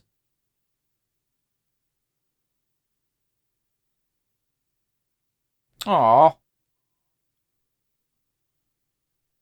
And then the flower kills itself. It gets fucked by tons of bees. Oh, fuck, I wasn't serious. Oh, man. The life cycle of a flower, 14 seconds. Apparently, right? I don't know, depending on the flower, they can be some real picky bastards. Yeah. Where they put their petals away. You know what? I can 100% tell you why this film didn't traumatise me like it did allegedly to a bunch of Americans. Well, because you already know what death is. Well, I was going to say 2 words. Watership Down. Oh, yeah. Which I definitely saw before this. And it is way more traumatising. Yeah, freaking General Woundwort. That might be a good one to do for the fucking channel, though. It might be, yeah. There was also the CGI reboot as well. Yeah, I know, but that's like 4 hours long. Oh, it's in episodes. Yeah, I know, but like, yeah. Also, we watched the first one in person, Rick. True. But yeah, I only remember 2 things from Watership Down. I remember I can't remember if it's a seagull or a pigeon telling the rabbits to piss off. Yeah, so I rented it from the library. Oh. And I was floored by them saying "piss off" in a cartoon. And of course, the final confrontation, which actually is traumatizing. Yeah, with General Woundwort getting his throat torn out by a dog. Oh Jesus Christ! It was horrible, beautifully animated, but horrible and disturbing. Yeah. Also, Bright Eyes burning like fire. That song is still one of my favourites of all time. Yeah. A lot of people just don't like it because it's from Watership Down. A lot of people don't like it because it doesn't fit in Watership Down. I remember getting pissed at a New Year's Eve party, and there was one other guy there who knew the song, and we just sung it. Yeah, Bright Eyes. We didn't sing it well. Burning like fire. Neither of us are fucking Art Garfunkel. No. We then sang fucking Queen. There was a lot of singing in that New Year's party, entirely motivated from being pissed. Oh, yeah, totally. Motivated by being pissed, and both of us had struck out of our respective targets. Sure. We were both clearly not pulling that night, so we decided to have a sing-song. Yeah. Just have fun, just like arms around each other's shoulders. Some people call me Maurice. Okay. I think that's a much better reaction than to those dickheads at clubs who go out, they don't get any pussy, so they decide, fine, then I'm going to fight someone. Yeah. Or even worse, force the issue with some Rohypnol. Well, okay, I just meant regular brand dickheads, not fucking rapists. Yeah.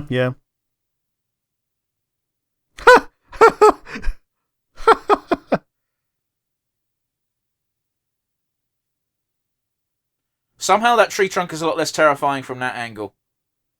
It is, yeah. I do. I want you to die, Lamp. Says the radio.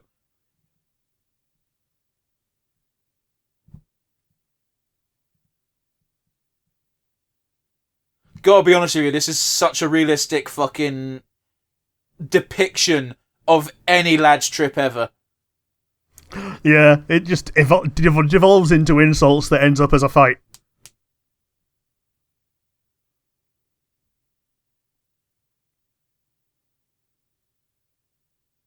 Aw. That's smart. And he gets to con everybody into hugging him. For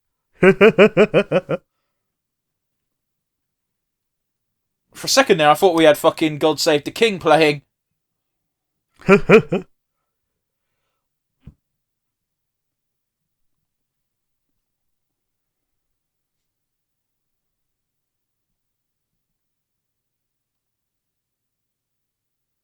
Ah, yes, back in the days when there would be an end of a broadcast day.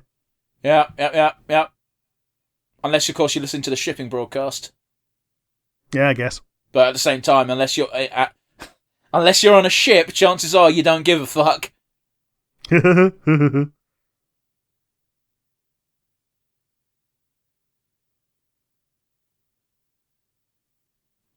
Oh, we're fucking. That's not a nice thing to say about the baby coded character. No.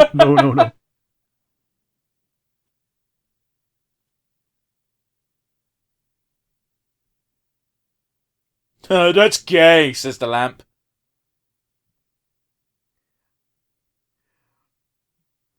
Yeah, maybe you should be nice to me.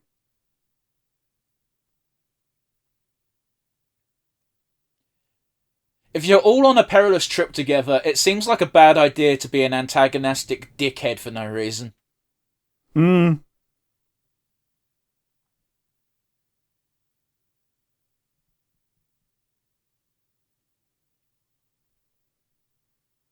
Yeah, they got that in common. I believe Toaster is clocking on to the fact that no one else knows what toast feels like, so he needs to try and use different language to help his colleagues. Yeah, like they do have glows in common because when the filament gets warm, that's when it glows. Oh yeah, sure. Sorry, my brain was. I was trying to concentrate on the thing, and I was only half registering what you said. I always thought it was I'm not gonna lie. I don't mind seeming like a simpleton here. I always thought toasters glowed just because there was lights in them. I didn't realise it was the filament. Yeah, that's because it was hot. That's what gets hot. Yeah, no, it's red hot. I get you. Like, it totally makes sense. I've just never thought about it. Yeah. It's also what makes a spark if you try and put your knife down there to put butter on while the toaster is active. Who the fuck has ever... No, Rick, you've never done that. I was once 6. No, Rick, no! Oh, how are you? You're so lucky to be alive. Yeah. It didn't even, throw me back or anything. Oh, God, that's really concerning to hear. I was also an unnaturally massive child, so I could reach the counter when I was 6. Yeah, I get you. What the fuck? That took a turn, didn't it?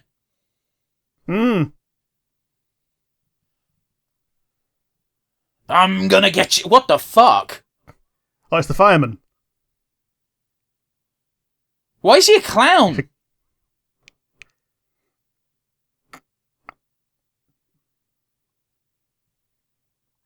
Because clowns are a known thing that traumatizes people. Oh, there you go. Fork in the toaster. We don't want that. Or Jesus toaster in the bath. Christ! You can't show that to kids. They're idiots. Go commit toaster bath.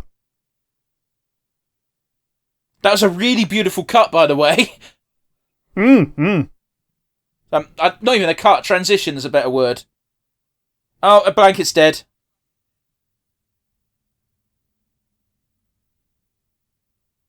I've got to stop joking about characters dying because I generally don't know if they're going to die or not. Yeah, he's probably the first one to go.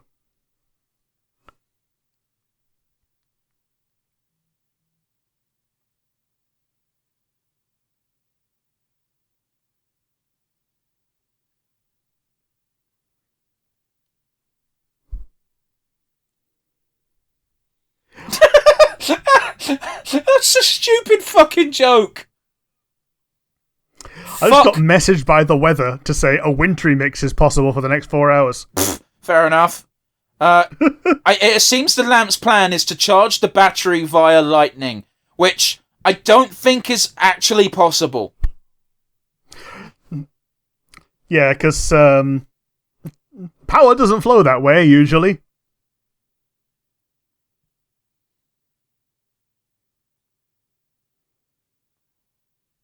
Oh, there goes his light bulb, making him fucking useless anyway. Hmm. Oh, we were totally wrong. Lamp's the one to die. That's his heroic sacrifice. Now I am the dead. Blech. That might be one of my favourite Dragon Ball Z abridged moments. Abridged, yeah. Abridged Kai. Now I am the dead. Blech. Holy fuck, I think he actually did die. Yeah. It's one of those things where, you know, when you're joking about something in a kid's movie, you're like, they won't actually kill someone, and then they do, and you're like, oh, well, fuck. Hmm. It's kind of like that for an entire series of Bad Batch. We thought that, oh, there's no way that character's dead, and then, no, they were dead the whole time. Yeah. Lamp's not dead, he's just dying.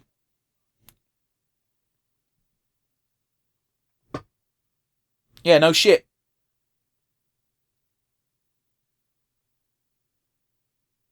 Purple Heart is such a weird award, isn't it? Yeah, it's like, I got shot. Right, like, I understand the intent behind it. Like, I totally get it, and I think it's completely valid. I think it's a weird thing to brag about. Yeah. Well, it's a case of, you could have gone to war and won nothing. Or you could have gone to war and won 3 Purple Hearts.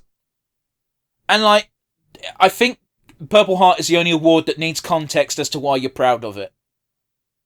Yeah, because you survived.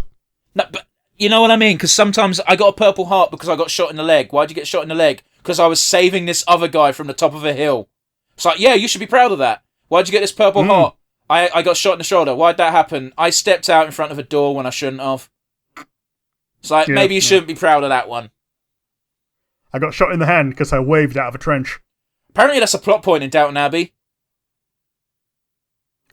That's a that's a weird place for that plot point to show up, because isn't that like 150 years before guns? No, there's a part of it during World War One, and apparently one of the noble bastards gets drafted, and he's like, don't really want to be here, so he just sticks his pinky finger up above the trench, and his pinky finger gets shot off, and he goes, oh, range of movement, can't shoot a gun no more, so he gets sent home.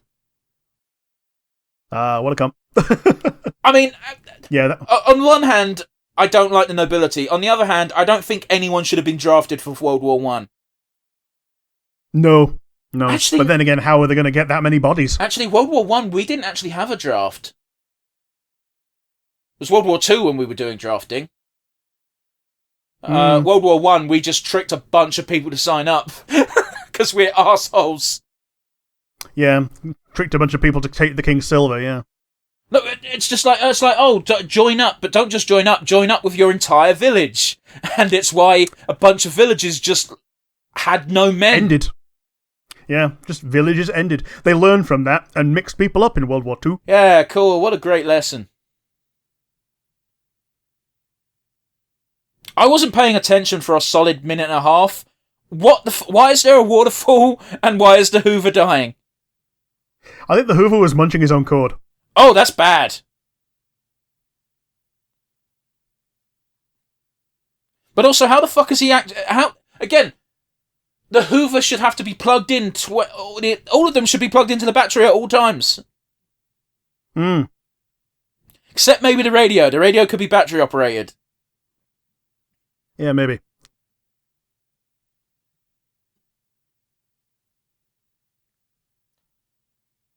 Aren't electric blankets super dangerous because they can easily cause fires?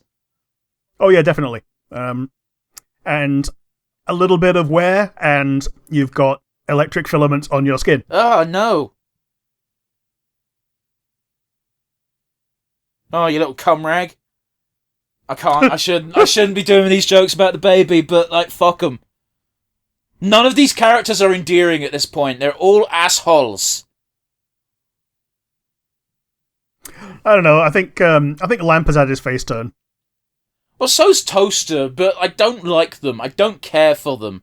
I don't give a shit about a toaster that I can replace for £5.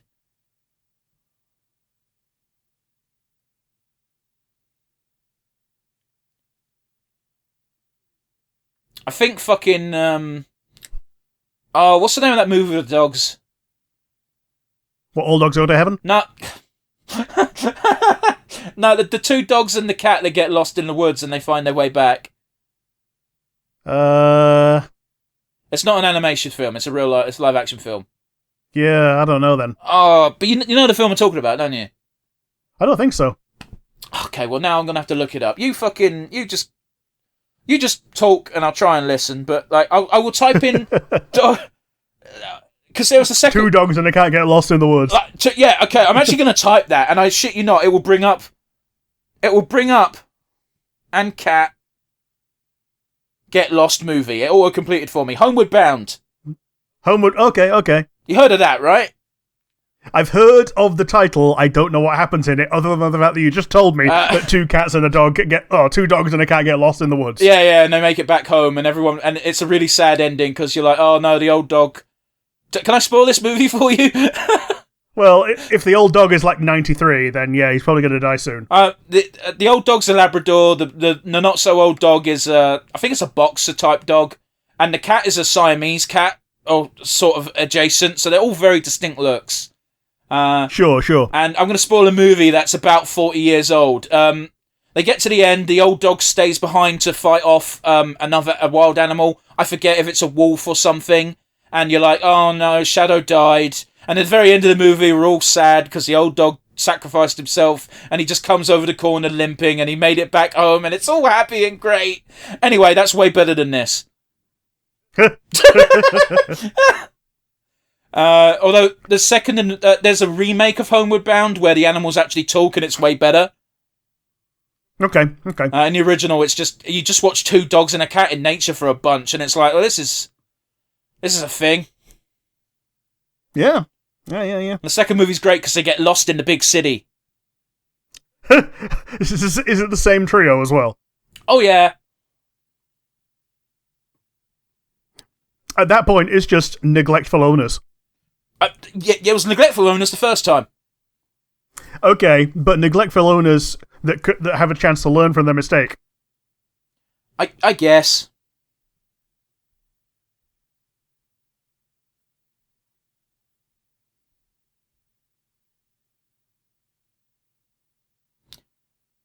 Do you know what's really funny is when someone laughs and say, that's funny. Yeah. They're in a fucking swamp now. One of them just said, I'm dying. Oh, yeah. So this is like the actual Dagobah swamp with those, like, weird trees. There's no way these appliances would survive us. I mean, first of all, we're just in a river. They're fucked. Oh, yeah. That is way better than the usual joke of, and then it started raining. Mm-hmm. It could be raining. Because it's already rained. And that's how they charged up their battery, which they now seem to have lost. Yeah, don't worry about it. They really like using this spotlight effect to be like, yeah, you should be looking at this character. As if it's a stage play. Yeah. Okay, yeah. We're over the hump. So they have to drag the Hoover now because, they've lost their power source. Yeah, and the Hoover who's been dragging them the entire time. Oh no, he's going to die like that one character in Neverending Story. Oh, yeah. What is it, Atreyu or something? I couldn't I've only seen the scene. I don't know anything other than that. Yeah, apparently that horse is, like, sentient. All horses are sentient. Okay, the horse is sapient. Okay, that's fair.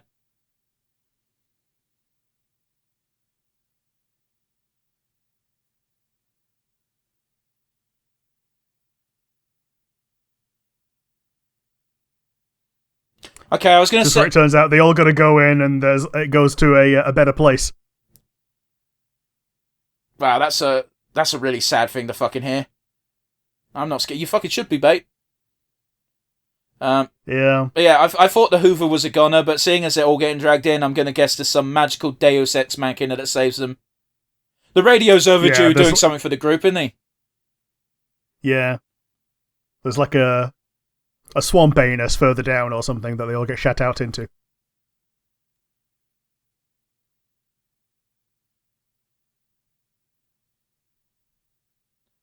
Why is he sinking so much slow? I guess he's a lot lighter. What? What? Why? Is this actually the Master as well? No, it's... He's got the glasses, anyway. I don't think... One, I don't think it is. Two, I noticed he didn't drag the hoof... Oh, never mind.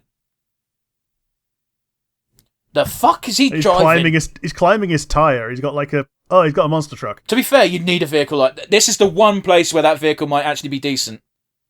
Yeah. Oh my god. The monster truck makes sense. That dog is adorably drawn for something so ugly. Oh, yeah. So we just happen to find a geek that's into electronics searching the swamp for who knows what. For parts, apparently. And he owns a parts shop. Okay. So he's gonna, like, dismantle them all for parts. I was gonna say, yeah, so this is basically them seeing, like, skeleton. This is basically Auschwitz. Yeah. Yeah, I know that's not a nice thing to say, but that is what they're doing. They're looking at corpses just being gleefully displayed. That is a really unsafe way to have your extension, by the way. Oh yeah, extension into extension into extension.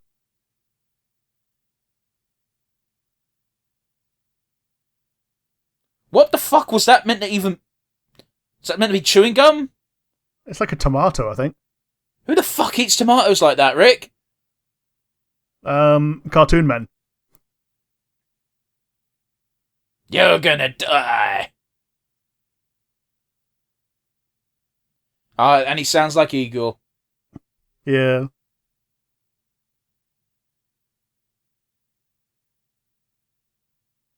That's surprisingly nice. I was expecting them to act like fucking Sid from Toy Story. Yeah. Yeah, so like... Well, the Sid's toys actually were really nice, it's just that they were all gross. Now, this is why I said Sid and not his toys. Yeah. Oh no. He knows. He's gonna get... Yeah, they all get dismantled rather than selling the whole thing.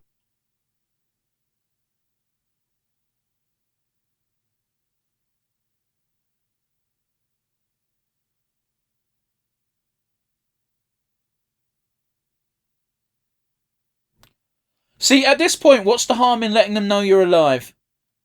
Yeah, so what we're going to see here is some Mengele shit. Yep.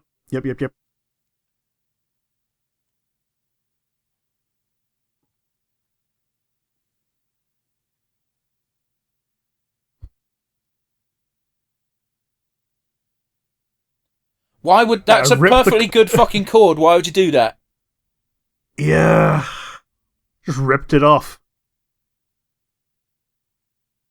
They are treating it like a fucking person doing surgery. And I get it. It's to, one, help you freak out and help with the analogy. But it's not that bad.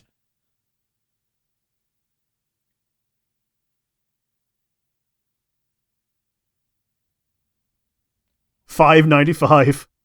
But again, don't forget, humans in this context don't know that the appliances are alive. Yeah. That guy looked like a Luffy. He did a bit.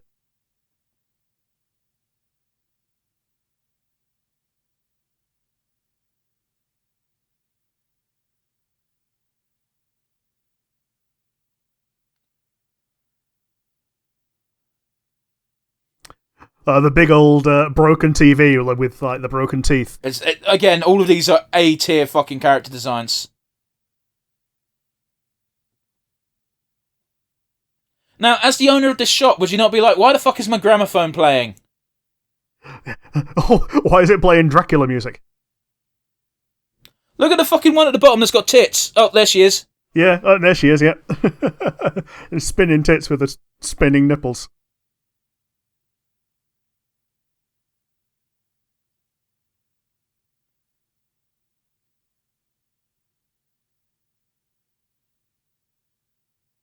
Jesus. It's like a Franken appliance.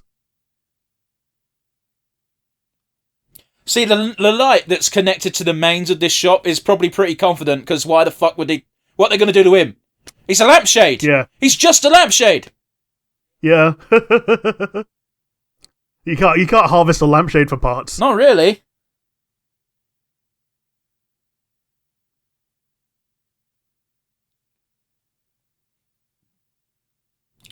I'm not gonna lie, my dude. I'm actually really digging this song.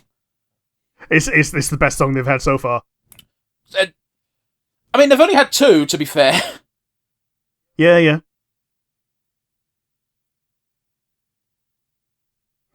And the animation in it is great so far as well. It's very nice. I love when they do shit with shadows. I feel like it's a trope they don't make use of much these days. I think the last time I saw it was when we did the Let's Get Down to Business with Dr. Facilier. Yeah. That was like part of his shtick. Oh, yeah.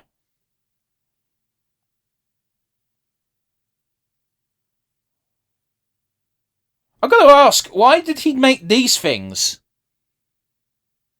Because he's an inventor. But he's not, though, is he? He's taking parts from otherwise defective equipment to sell and hopefully help other people with their gear.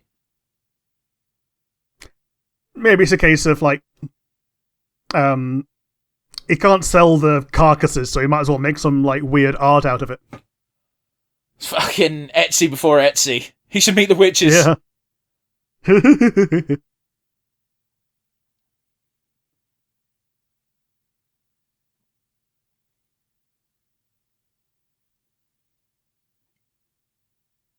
Very cool stuff.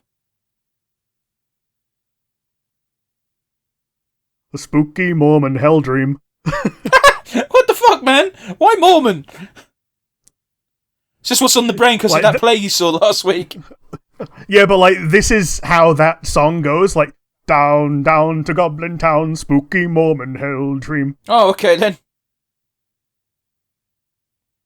God, the fucking wires coming in all creepily like... Whoever was in charge of the direction of that scene in particular, fucking chef's kiss to you, sir. Well done. And they don't know where all the hiding places are, so they can't just immediately hide immediately. Uh-oh, radio's fucked. I'll suck your dick. Bread! I'll get you bread!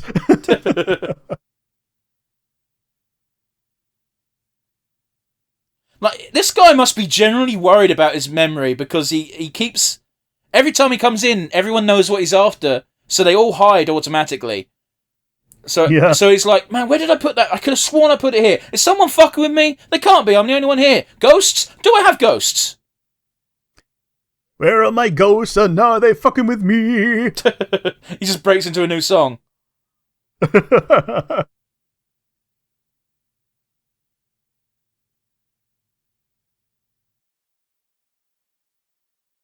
Let's kill a different radio. Now, here's the odd thing about this scene as well. It's like he takes glee every time he grabs an instrument to rip something apart. Does he know? Yeah, maybe. Ah, my face! What's the most scary thing you can possibly see? That might be our... that might be the thumbnail.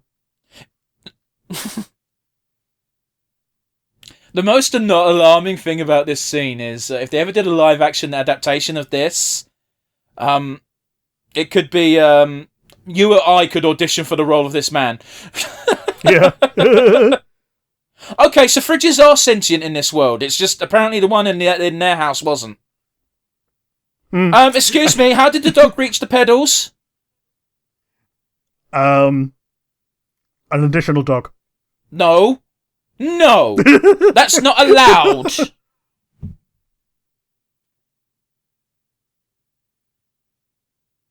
Now, how stoned is he that he managed to watch that jailbreak occur and not question it?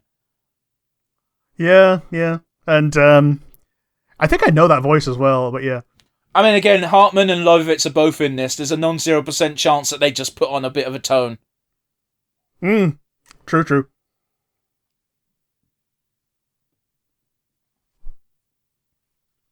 That's just an oil painting. Yeah, absolutely.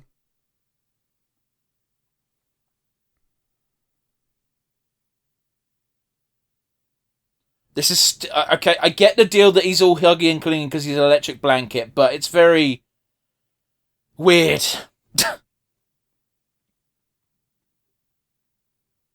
Oh, he does have... Yeah, I also found it weird that he also had photos of himself. It's very weird. I believe he's off to college, isn't he? I guess so, yeah. Yes, he does.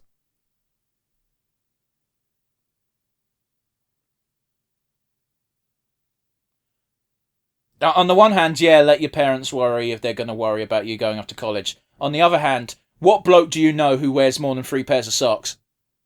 Hey, I've got more than 3 pairs of socks. I just don't wear them all at once. I was going to say, like, you might have loads of pairs of socks, but how many do you actively rotate through? Because for me, it's about 3, maybe 4. Oh, it's all of the ones with different designs.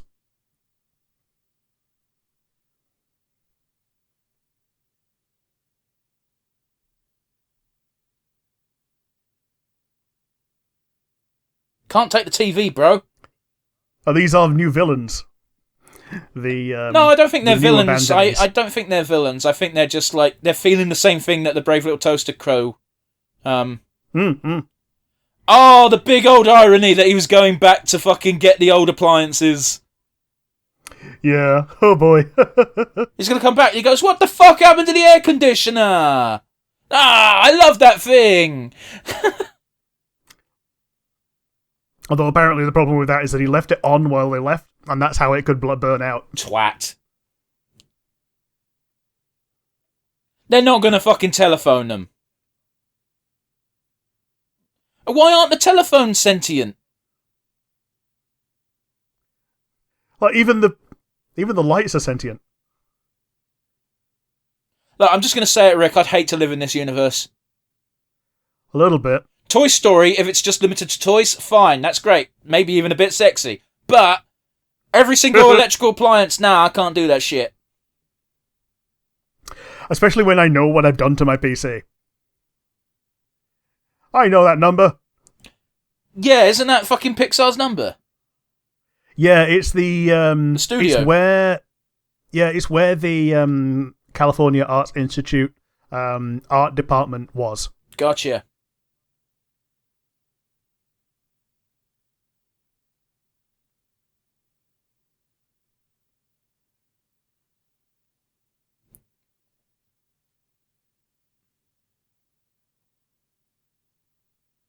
He's going to pick the lock with his. Okay, so he's just going to knock. How's that a secret knock if you're not knocking on the door? Okay, it worked, so fuck it.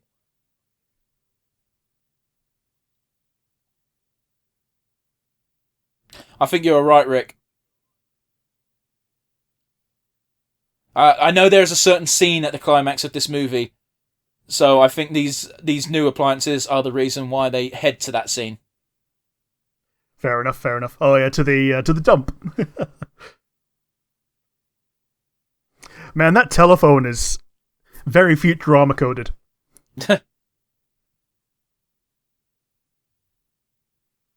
Man, he's batting above his league, isn't he? He is. Yeah, he's punching up.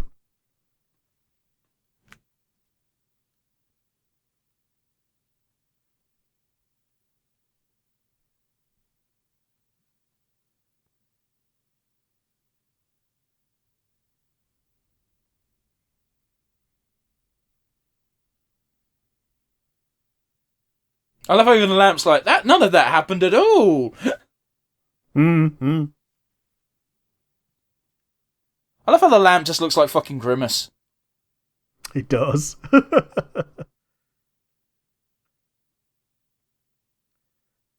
Oh, conjoined. That's horrible. What is that, a sewing machine? Yeah, conjoined sewing machine, yeah. Or even the needle's going up and down. It has to for the lips. Yeah. Oh, we've all known women like that. Yeah, just bitch about you, and then they're put on the nicest when you're in their face. Doesn't have to be women. Men do it as well. It's just that these two happen to be women. Yeah. Here's the thing: men care less about other people.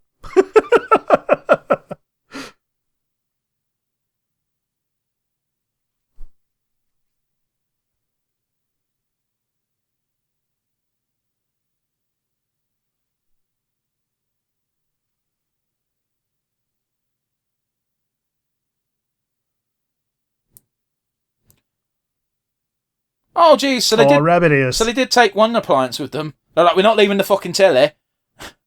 Mm-hmm.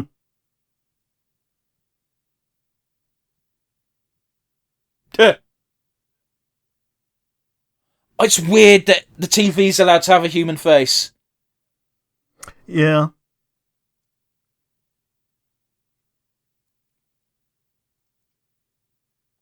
Oh, yep. So the other ones know about what's happening, and they're trying to stop the telly from letting it on.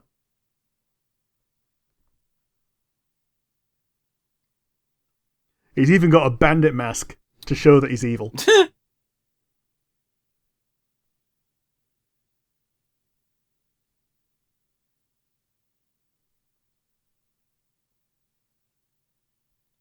What, the first instinct is, oh shit, we got robbed.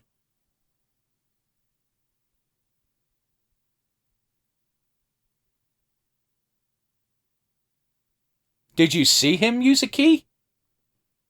No.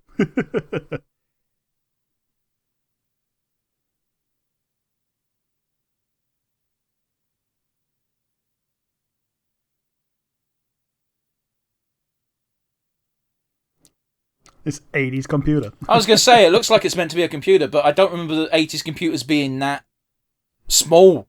Blocky. Yeah. It's very blocky. I think we're getting another song, Rick. Fucking epilepsy warning, guys.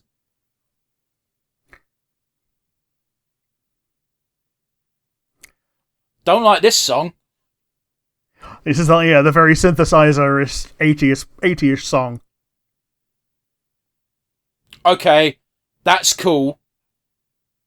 Yeah, it's frickin' the Clamps.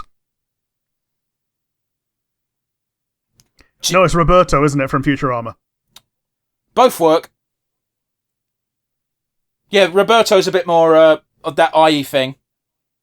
Yeah. Some people had fun animating this fucking scene. Mm-hmm. Who wants to get double sloppy from the sewing machine? I do. Well, except the bit where you can probably put it is the bit with the needle. Well, you just avoid that face, it's fine. She has to watch. Hopefully dressed as Superman.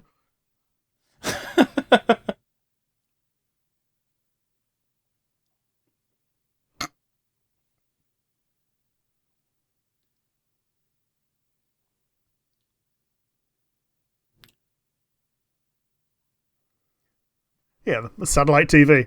Yeah.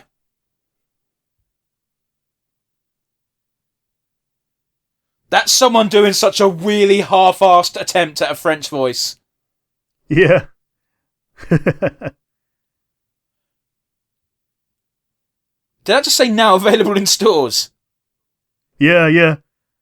We also had As Seen on TV. Actual simulation. For what it's worth, I way prefer those upright old school vacs to those fucking... Okay, you're going to have to hurt your back to use this one. Yeah, those work better if you're a short ass. Both Rick and I are over 6 foot, guys, so we can't relate. Speak for yourself. I'm king of the manlets. I'm 5'11 and a half. I thought you were taller than me. Maybe with shoes on. Oh, okay.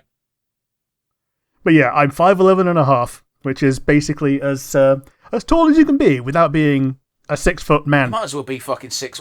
If someone came up to me and I asked them their height and they said, I'm 5'11 and a half, I'm like, that person better be 12. Yeah, people who are actually 6 foot take umbrage with people who are king of the manlets from counting themselves among the ranks. I Okay. I like how the fucking dustbin van has got devil horns on the front for no reason other than to indicate it is evil. Yeah. It's to be known for evil. Now, is he repaired the same air conditioner, or... Yeah, he comes back to life.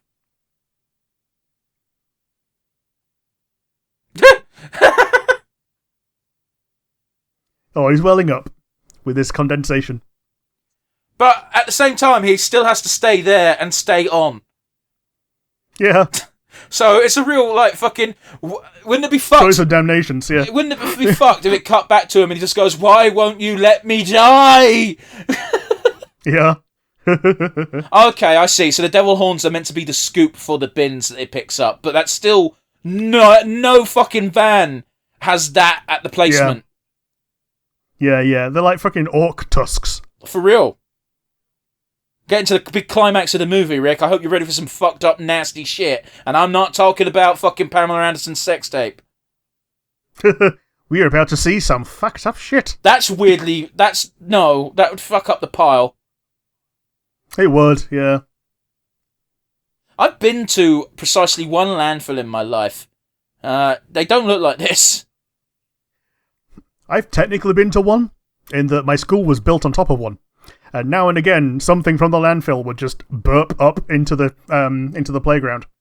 I say landfill. It's a dump, but like that is all a dump is. Oh yeah.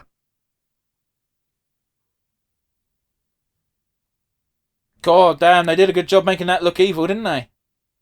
Yeah. He's just doing his job, but that means killing things that are still alive. Now this thing, there's no way it would condense it that much. No.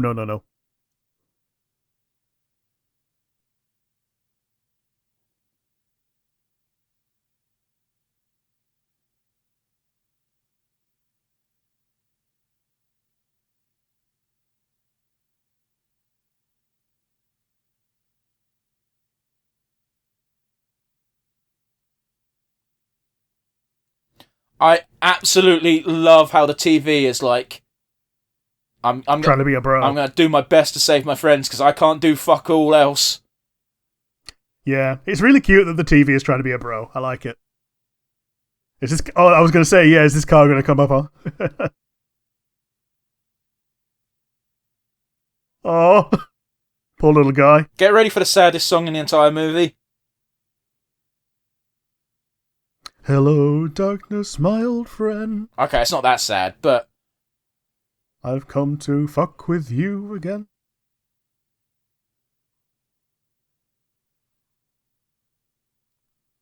Jesus Christ. That's fucked.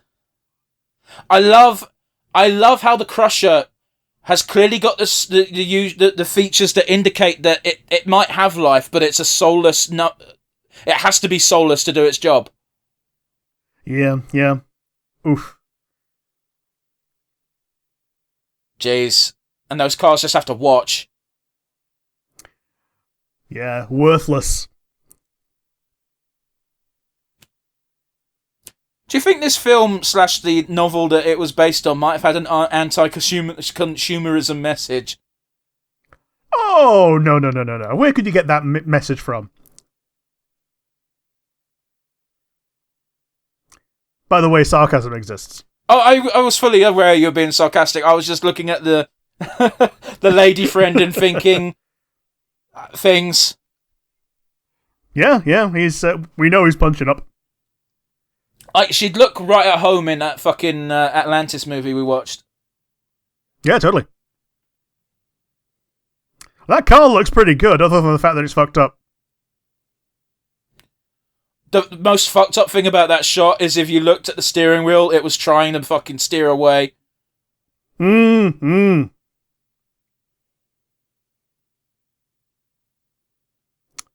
one is getting rid of that car. No. Oh, Jesus Christ, that one was just stopped straight. Oh, no. Oof.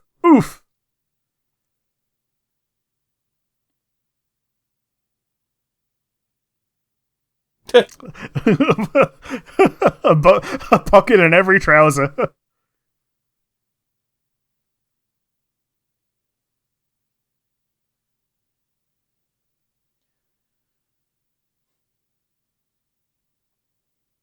Wow. Imagine being rich enough to be able to afford a car for a one-time function.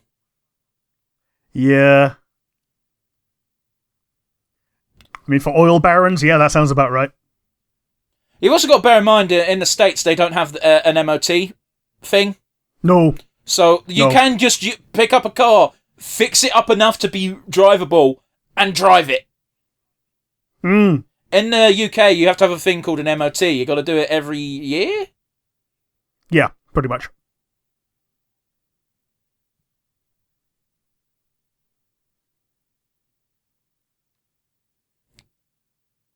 So again, I appreciate this is a really good plot point of like them trying to steer the main.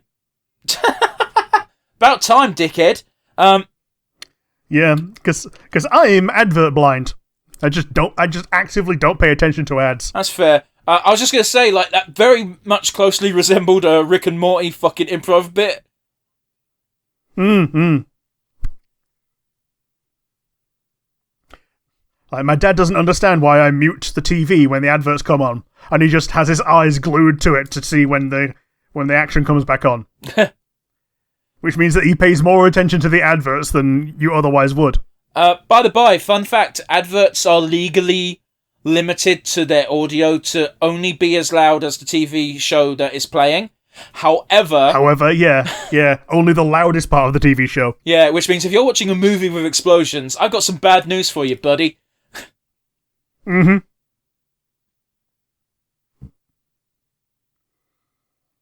Jesus Christ. Dialogue that you need to turn it up for. So that car just drove onto the fucking conveyor belt. He didn't fucking get put on there. Mm.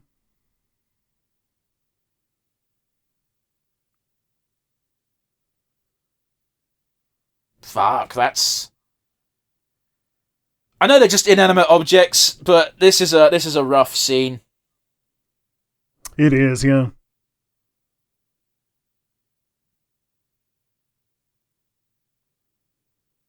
Well, we're here now.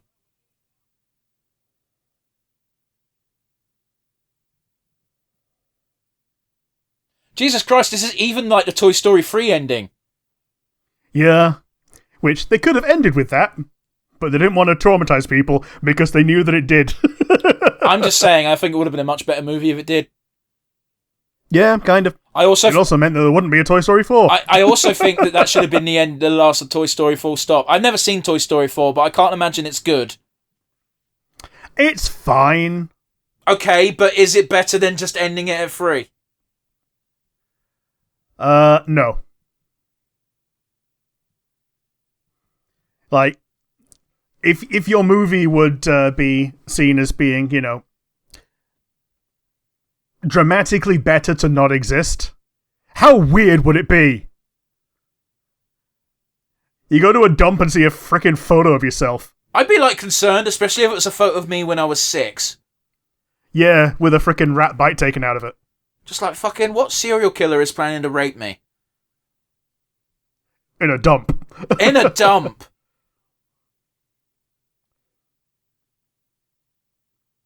Okay, so now he's got a vendetta. Oh. Yeah, he's got a murder boner.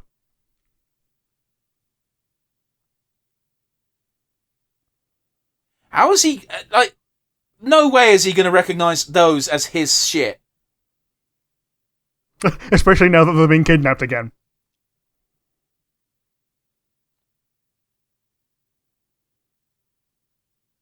You will stay on the conveyor belt and you will die.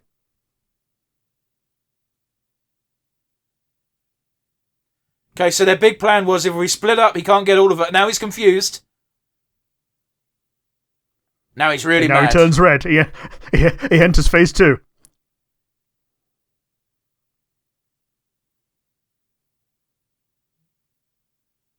Oh, man. Fuck off. Frustrating. Listen, man, we've got 8 minutes left. Come on, let's wrap this baby up.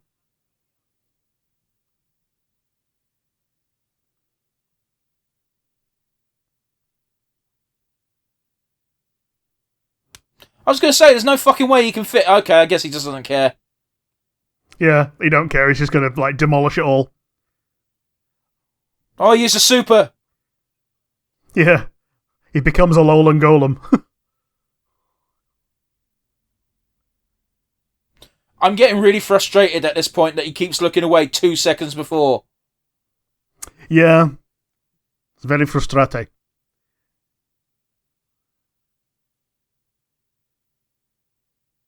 Oh, it stinks of swamp water and swamp ass. Yeah.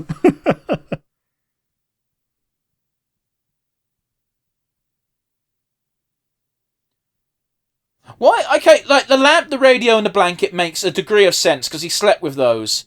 But the fucking toaster and the Hoover. Yeah, that's a bit far-fetched, ain't it? But so they clearly don't have, like, the law of robotics or any sort of thing of, like, you cannot kill a human.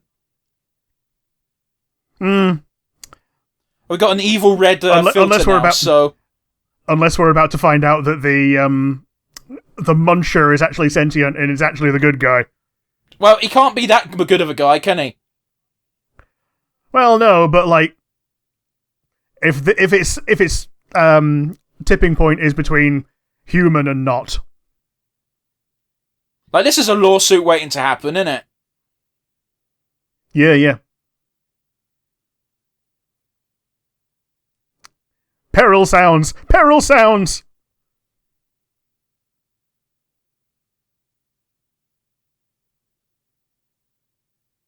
Listen, man, I gotta imagine adrenaline would be running full pelt at this point, and that you'd be able to fucking, beast out of that. Yeah. Like, you'd think. Like, unless the idea is that it's magnetized, it doesn't look that heavy. Get your whole ass arm just like encased in shit like Anakin does. Was that Anakin? I thought that was Padme. I think Anakin got it encased in shit and he had to get it out with a lightsaber or whatever. Oh, okay. It's been a minute, man. And I think it's the same arm that gets cut off as well, so...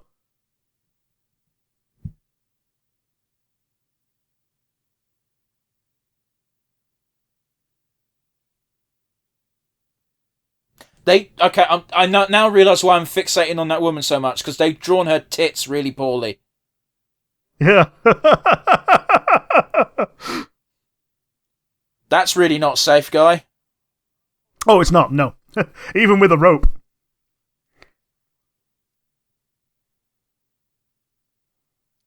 And again, the biggest kick in the balls is this movie didn't need to happen. Yeah.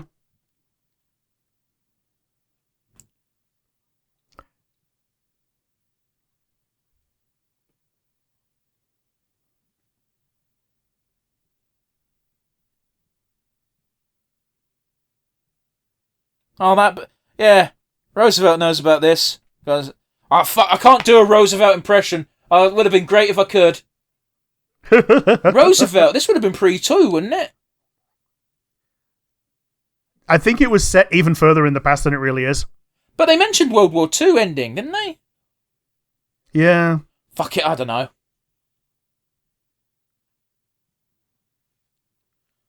I know there was 2 Roosevelts. Yeah, Teddy Roosevelt and Franklin D. Roosevelt. Okay, yeah, FDR would have been after World War II, so I'm guessing that's the Roosevelt they're on about. Yeah.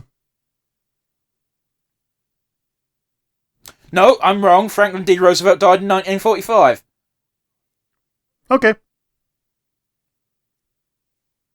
John Lovitz was the radio. Lamp was Tim Stack. Blanky, Timothy E. Day. Kirby, Phil, blah blah. Deanna Oliver was Toaster. And here's all these other names that no one cares about except for Phil Hartman. The two-face sewing machine. Yeah, no, both Roosevelts were pre-World War II, so... Fuck it, I don't know. Maybe he's just remembered Roosevelt being on the radio a lot and thought that that's the one that makes the most sense to talk shit about all the time? I guess. I don't know, man.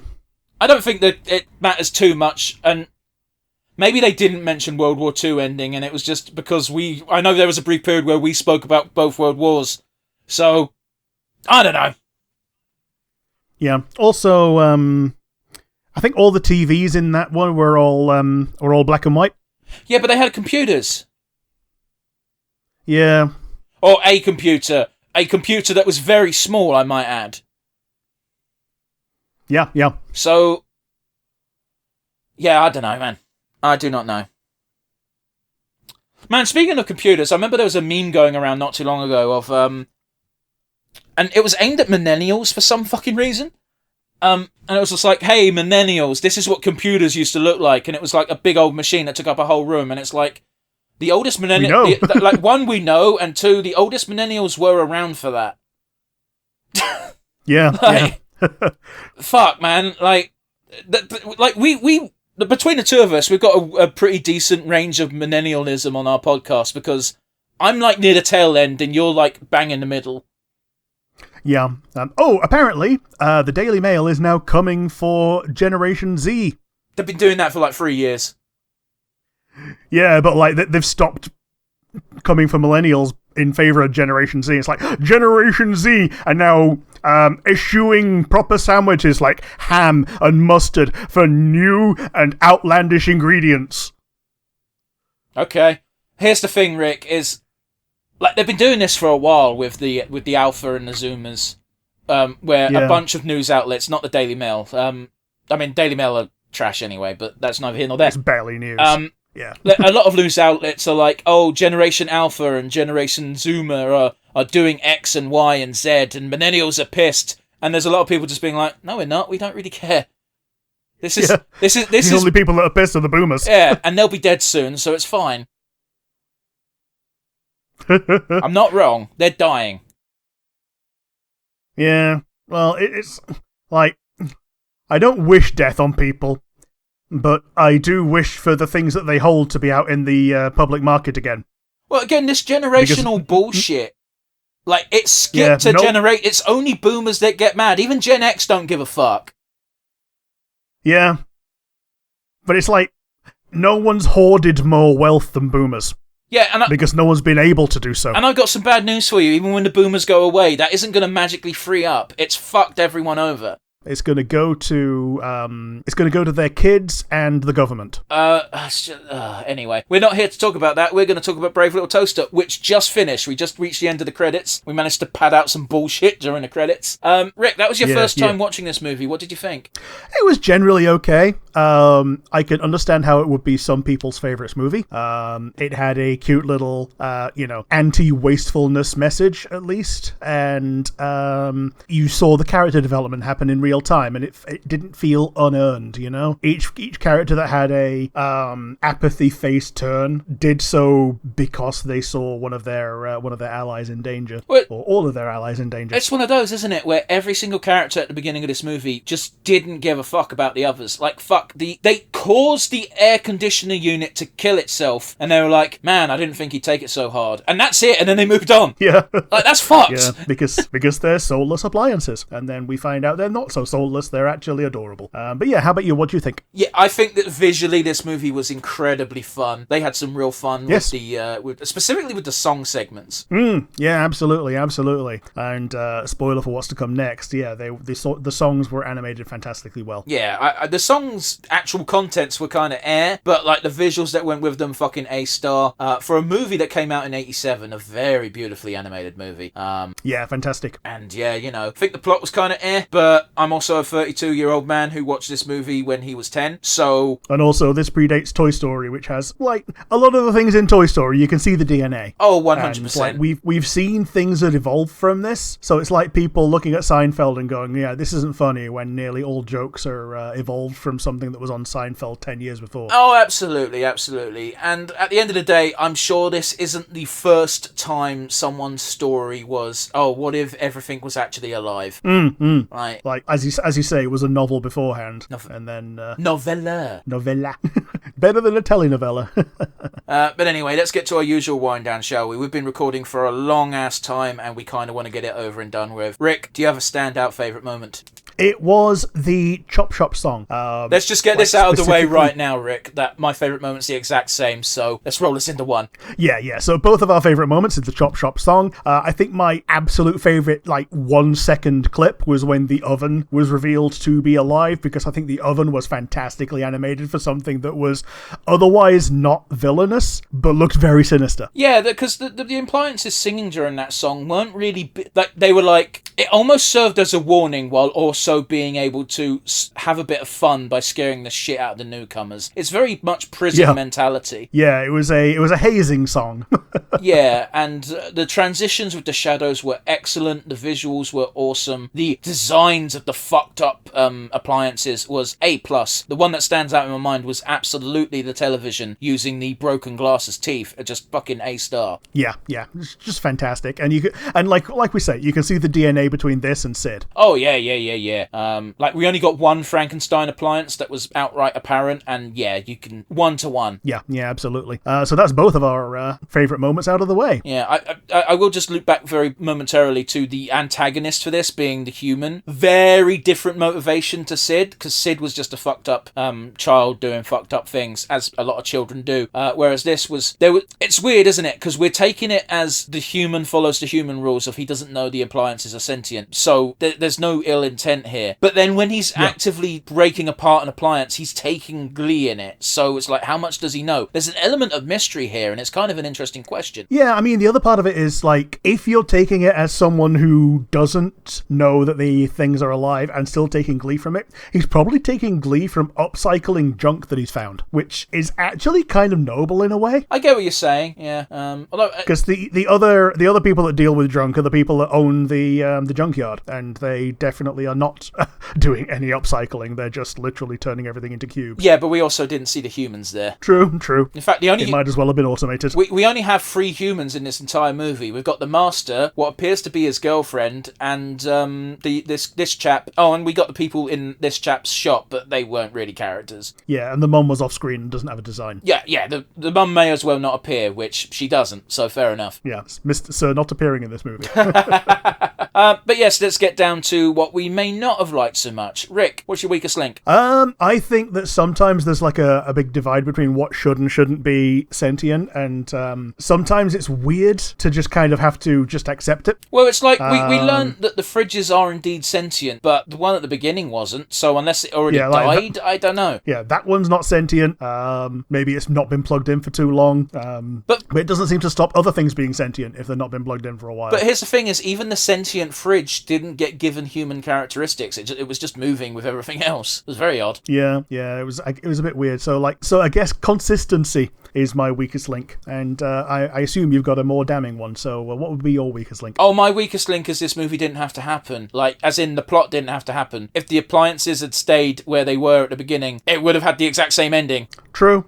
But by the same token, it seems like they felt that they'd been abandoned for a hell of a long time, and if they didn't do something, then they were just going to rot. But it's also very confusing as to what is the motivation of the master. I don't think he's named. I don't understand why he suddenly wants to go back to this cabin that he apparently hasn't been to for at least 6 years to grab some appliances from his childhood. Because he's going to college and he doesn't want to take shit from his mum. Because his mum needs to live at home still. But it still doesn't make any sense. We'll also remember that petrol costs nothing in America, so going somewhere that takes an hour is going to be cheaper than buying new. But it still doesn't make sense, Rick. But Fair enough. The bit that doesn't make sense is, why is he choosing to do this now? Well, because he's going to college. He didn't need new appliances or used appliances before. But when he picks them up, he's got sentimental value for all the things he picks up. And it's like, but if he had this sentimental value, then why did he leave it in the first place? It makes no sense. It doesn't track. It also doesn't make sense that he never visited this cottage for 6 years. Minimum. Yeah. It's also so weird, knowing that they had property like that they just don't visit. It's baffling. But, the only person who visited was a bloke to hammer in a for sale sign, which granted is the impetus for them to, we're going to have to fucking leave, guys, otherwise we're fucked. But yeah, it's still at the end of the day, the movie didn't have to happen. It would have had the same ending if they stayed put. Now, I get it. The twist is there for palpable irony, and that's about it. Yeah, I get you.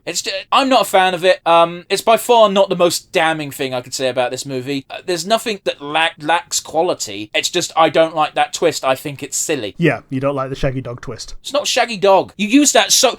It's literally fucking Princess's Bride of, You keep using that word. I don't think it means what you think it does.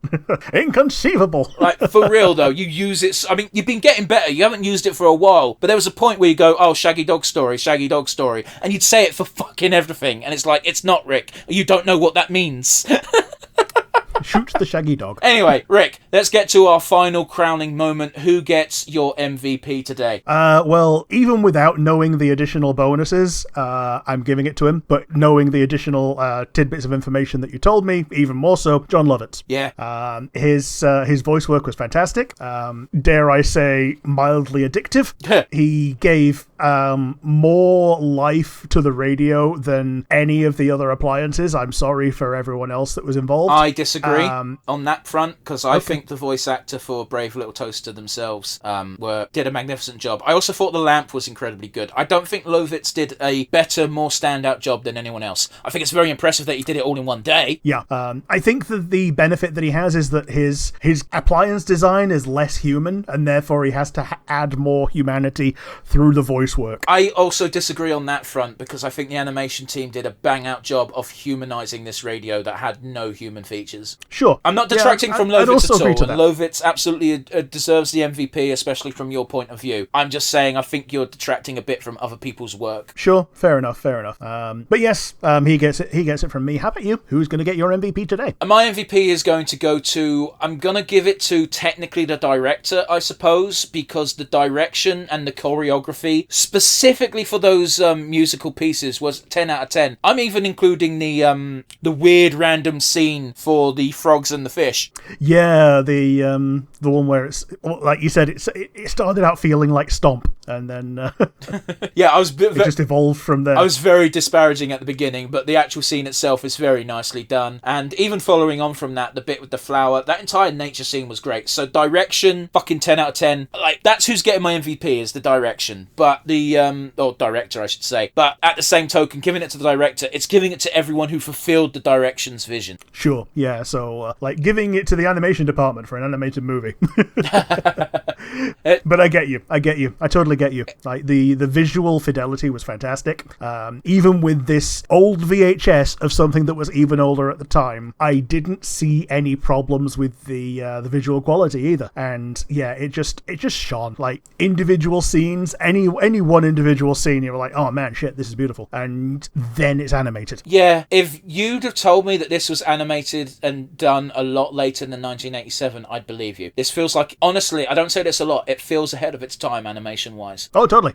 But yeah. Like, I think it predates when people were using computers for things, and it both does and doesn't show. I also don't think that's true, because we did some Scooby-Doo stuff that came before this that used computer for some of its work. Okay, fair enough. So, you know. But anyway, I digress. There's not much else to say, really. It's a really lovely film. I think the story's possibly the weakest part, but it doesn't detract from it that much. Yeah. And, yeah, good job for everyone who worked on this. And, like, it clearly holds a special place in a lot of people's hearts, because people still talk about it to this day. Yeah, totally. And it's finally been rescued from the kick down the road heap. Well, I was just going to end with, for the love of God, can someone sort out the licensing hell that is this movie? Oh, yeah. Like, let it be available to the masses. The only reason this is still available is because of people not circulating the tapes. Yeah, circulating it. We'll do the old classic fucking Mystery Science Theatre of, for God's sake, keep circling the tapes. Yeah, absolutely. It's the only way to keep certain media alive. And speaking of Mystery Science Theatre, that's basically what we are. I mean, yeah. Anyway, guys, thanks for watching and listening to this. If you got this far, fucking kudos. Thank you. That's all I can say on that front. As always, we've got the comments section down below on YouTube, as well as over on Spotify. Let us know your memories of the Brave Little Toaster. Let us know other hidden gems from the 80s or earlier that potentially don't get a lot of love. We'd love to hear about them. And hell, maybe even review some if we can obtain copies. Yeah. Absolutely let us know about, like, classic animation that's been overlooked that we might not have heard of. We're not doing Song of the South. Because we're not doing Song of the South. I mean, everyone's heard of that. Like, a lot of people that have been to Disneyland have been on a ride based on it, and people don't realise that it's a little bit problematic. They have a ride based on it. Yeah, it was Splash Mountain. It was the Song of the South, Splash Mountain. It was all about Brer Rabbit and all that. Jesus Christ. Now, here's the thing, is the animation in that film is very good, and the animated segments are great, and everything else not so much. Everything else, yeah. a bit, I wouldn't say it's racist, but it's definitely appropriation without people realising. Yeah, like, I wanted, when I was a kid, to watch an entire movie of Brer Rabbit, and you don't get that. No. That's not what you get when you watch it, so, oh well. But anyway, I digress. It's not something that should be erased from history, like some people want, but it is something that should have that warning of, this is a product of its time. Yeah, and even then, like, when it was made, that's not how people thought. It was just like a historical take on things. I mean, I'm not going to get into it. That's a fucking fire. Let's just move on. Comment section. Yeah. Let us know thoughts. Let us know hidden gems. Alternatively, you can send us an email at nonsensereviewuk@gmail.com. If your comment and or email is fun or informative, we will absolutely read it out on the podcast. Please join us again next week where, well, let's be frank, shall we, Rick? We're diving into Christmas time. Yeah, it's Christmas time, end of the year time. We've got a few things planned for the end of the year, and if you want spoilers, there's going to be the spoiler video. Yeah, we upload a planning session before each month, and it tells you what we're going to be doing in December. So, yeah, join us again next week, guys, where we start our Christmas-themed bullshit. And I should probably say nonsense. It's more on brand. See you next week, guys. Bye, everybody.